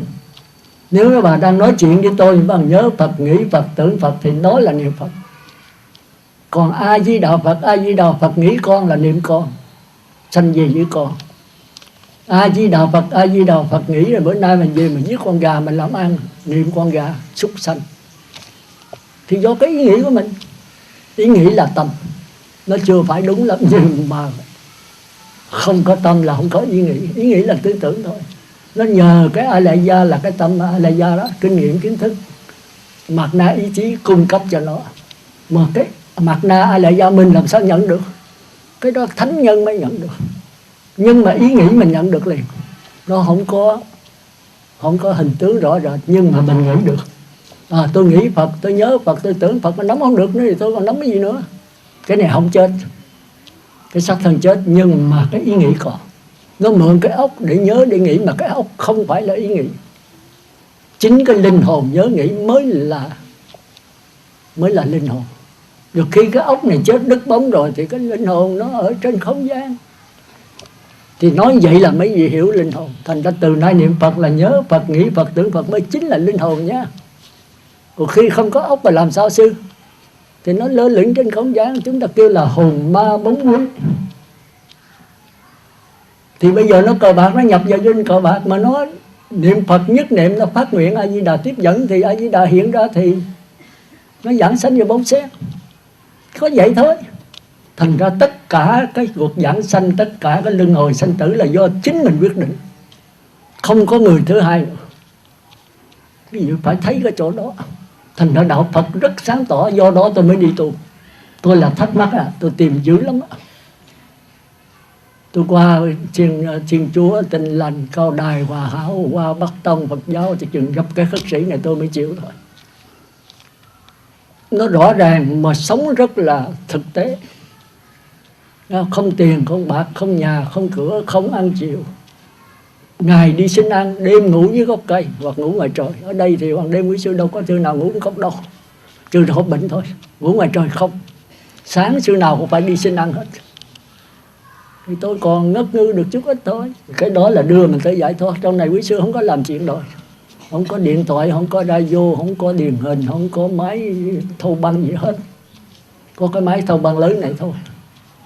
Nó rảnh rang sướng muốn chết, tháng rồi đi bác. Trưa về đầu cơm, chiều 3 giờ 4 giờ đọc chân lý, khuya chiều sáng là tu tịnh, 5 giờ là đóng cửa rồi. Phật tử đến rồi tôi chịu thôi, vui về. 7 giờ sáng mở ra, đây là mở hơi sớm đó, 5 giờ mấy 6 giờ mở. Phật tử đem điểm tâm vậy đó. Đúng là không có điểm tâm nữa. Mấy ông già và mấy người bệnh thôi. Nhưng bây giờ trẻ già thì cũng là tăng già hết đó, không có nào trẻ hết. Thì nó phải chịu thôi, đời Phật Pháp đây đó, thì nó phải vậy. Tôi bây giờ đâu có giữ hạnh gì được. Già rồi, tay chân ăn lâu cái nó rung, phải chịu thôi. Thì thôi, tóm lại là tôi xin thưa là hôm nay tôi giảng dạy cho mấy người sống và người chết. Mà tôi chú trọng nhất là người sống, tức là quý vị Phật tử đây. Chú trọng gì? Viết vậy cho quý vị chết, chuẩn bị cái chết. Tôi nhắc lại mà đừng bao giờ sợ chết. Sợ cũng chết, mà không sợ cũng chết. Nhưng mà tôi muốn quý vị nhận được một cái không chết. Đó là cái nhớ nghĩ tưởng của mình. Nó như cái dòng nước chảy hoài, không bao giờ chấm dứt. Rồi khi mà có tham sân si, có sắc tài danh lợi, thì chính sắc tài danh lợi này mượn cái dòng nước linh hồn để tạo nên sắc thân quý vị đây. Người tạo nên sắc thân này thì cái lượng sống của sắc thân này phải chết thôi. Nhưng mà dòng nước linh hồn nó đâu có tướng, thì nó cứ chảy mãi. Khi xác thân này chết rồi, cái chủng tử quý vị còn cái lượng sống còn làm thiện ác, thì chính cái chủng tử này nó mượn cái dòng nước linh hồn nó tạo cái lượng sống xác thân mới nữa. Rồi nếu không gặp đạo Phật thì nó chết, rồi cái chủng tử nó nằm trong cái dòng nước đó, nó sẽ tạo cái lượng sống xác thân mới nữa. vô lượng thân, lang thang vô lượng kiếp, đau khổ vô cùng. Lúc thì làm con của mẹ mình, lúc làm chồng mẹ mình, lúc làm vợ của cha mình, lúc làm ông cố ông nội của cha mẹ mình, lúc làm cháu chắc của cha mẹ mình. Nói vậy ngồi suy nghĩ có phải không? Tôi nói sai là tôi chịu tội. Nó bày hay, nó đê tiện. Cuộc sống này nó dơ giấy bày hay, không đầu không đuôi gì hết. Lúc thì con của mẹ mà, lúc thì cha ông cố nội của mẹ, lúc thì cháu chắc của mẹ, lúc lại là chồng của mẹ. Có cái hiểu biết gì đâu, đụng đâu là chui đó. Cái thứ ngu si thì nói vậy. Còn nếu thiện cõi trời thì khá hơn chút. Mà cõi trời thì sao? Nhàm chán, vô thường, vô ngã thì khổ đau. Khổ đau là cái gì? Là danh từ của nhàm chán. Nhàm chán thì sao? Xả đi xuống. Chúng ta thấy cái cô Giáng Hương gì là từ thức đạo thông tiên ở cảnh trời đó. Nhàm chán mới đi xuống như cõi trần này. Gặp ngay cái ngày đản sanh của Phật Thích Ca. Thì xuống nó thấy cái bông mà cái bông mẫu đơn, vua của các bông, nó đẹp vô cùng. Thì một đẹp quá mới đưa cái tay rờ cái bông, cái nó rụng xuống rồi, nhà chùa bắt trói đi. Thì có từ thức là cứu, không có là chết luôn. Nó đâu có tha, phải bắt đền một số tiền rất mạnh. Thì chúng ta thấy mấy cái chùa cũng không phải là chùa thiệt, cần tiền thôi. Rồi từ thức là đem số tiền mà ít không đủ mà trả, không đủ mà chuộc mạng cho cô Giáng Hương, thì phải cởi cái áo bộ đồ vía mình để cầm cho chùa thì nó dư. Rồi mai mốt phải đem kêu là lính của mình đem lại chuộc cái áo để về. Thì chúng ta thấy cõi trời tuy là sướng, cũng chán thấy một. Trong kinh nói nửa năm tiên cảnh, một bước trần ai. Ước cửu duyên thừa có thế thôi, đá vàng riêu nhạc nước chảy qua trôi. Cái hạt bay lên vút tận trời, trời đất từ đây xa cách mãi. Chúng ta thấy cảnh giới nào hay thế giới của tư tưởng là thế giới của nhàm chán. Nhàm chán là một danh từ khác, khổ đau. Chỉ có thế giới sát na. Thành ra tôi muốn nói với vị là chúng ta sống bây giờ là hiện tại, mà hiện tại là cái quả của cái nhân quá khứ, và cái nhân hiện tại là cái quả của tương lai. Thì quý vị phải sống hiện tại. Nhưng mà đó là đạo trời chứ không phải đạo Phật. Mà nếu quý vị không qua hiện tại thì không qua đạo Phật. Đạo Phật là hiện tiền. Hiện tiền là không có quá khứ, không có hiện tại, không có vị lai. Nó đâu có tướng, nó chỉ là cái dòng nước chảy thôi. Thì đây mới qua đạo Phật, mà qua thì khó. Cái gì khó mà qua với cái thời buổi này, thời buổi mạt đẹp này. Tức là cái căn cơ mình quá say mê vật chất. Mình cái lòng tham nó sẵn trong này rồi, mà gặp vàng bạc sắc đẹp nữa thì nó trổ mã, nó trổ đủ duyên, nó trổ hiện. Ai dám xưng mình là thánh, tôi còn không dám xưng thánh, mà cho tôi gặp sắc đẹp, gặp tiền bạc vàng đồ ít thì tôi có thể chịu nổi. Một vài tỷ thì được, một bước cả 100 tỷ là tôi ngã cái mình. Tôi dám nói như vậy. Không giống mình vẫn còn, nhưng mà nhờ giới lực, nhờ mình tu đè nén, mình quán xét. Mà quán xét cái vụ mà chỉ quán ăn thua gì. Quán thầy ma ngồi bên nghĩa địa mà khi đụng người đẹp rồi cũng rất như thường. Quán tiền bạc đó là 5 nhà không có thì mình thấy nhàm chán, nhưng mà quất cả 100 tỷ rồi thì cũng danh thôi. Cái thế đè nén là cái thế chỉ là được cái mức nào thôi, quá tải quá xúc là phải danh thôi. Chỉ cái nào thấy rõ. Mà thấy rõ gì? Đâu phải thấy rõ tiền bạc là tai hại, không phải cái đó. Đâu phải thấy sắc đẹp là tai hại, không phải cái đó. Cái lầm của 62 tôn giáo là chỗ đó. Tôi mê sắc đẹp thì tại vì người đó đẹp quá. Tôi mê tiền bạc vì tiền bạc nhiều quá. Tôi chó con mắt. Sai. Mà tôi phải thấy tại sao mình khởi ra tư tưởng mê. Tại sao mình khởi tư tưởng ham tiền bạc. Cái nguyên nhân từ đâu mà có cái đó. Chứ không phải thấy rõ cái tiến trình của tư tưởng. Chứ không phải tìm cách đè nén, tiêu diệt và thay thế tư tưởng không được. Mà nguyên nhân của tư tưởng từ đâu mà có. Cái gì đâu có hiểu. Muốn có tư tưởng là phải có 6 căn tiếp xúc 6 trần. Rồi tiếp xúc 6 trần mới sanh ra cảm giác. Thì cái này Phật cũng có thôi. Nhưng mà tại sao cảm giác thích cái cảm giác lạc thọ, ghét cái cảm giác khổ thọ? Cái này Phật không có, thánh nhân không có. Thì nguyên nhân của luân hồi sinh tử là chính tư tưởng. Mà tư tưởng từ đâu mà có? do căn tiếp xúc trần mới sinh ra cảm giác, từ cảm giác mới qua cái tư tưởng.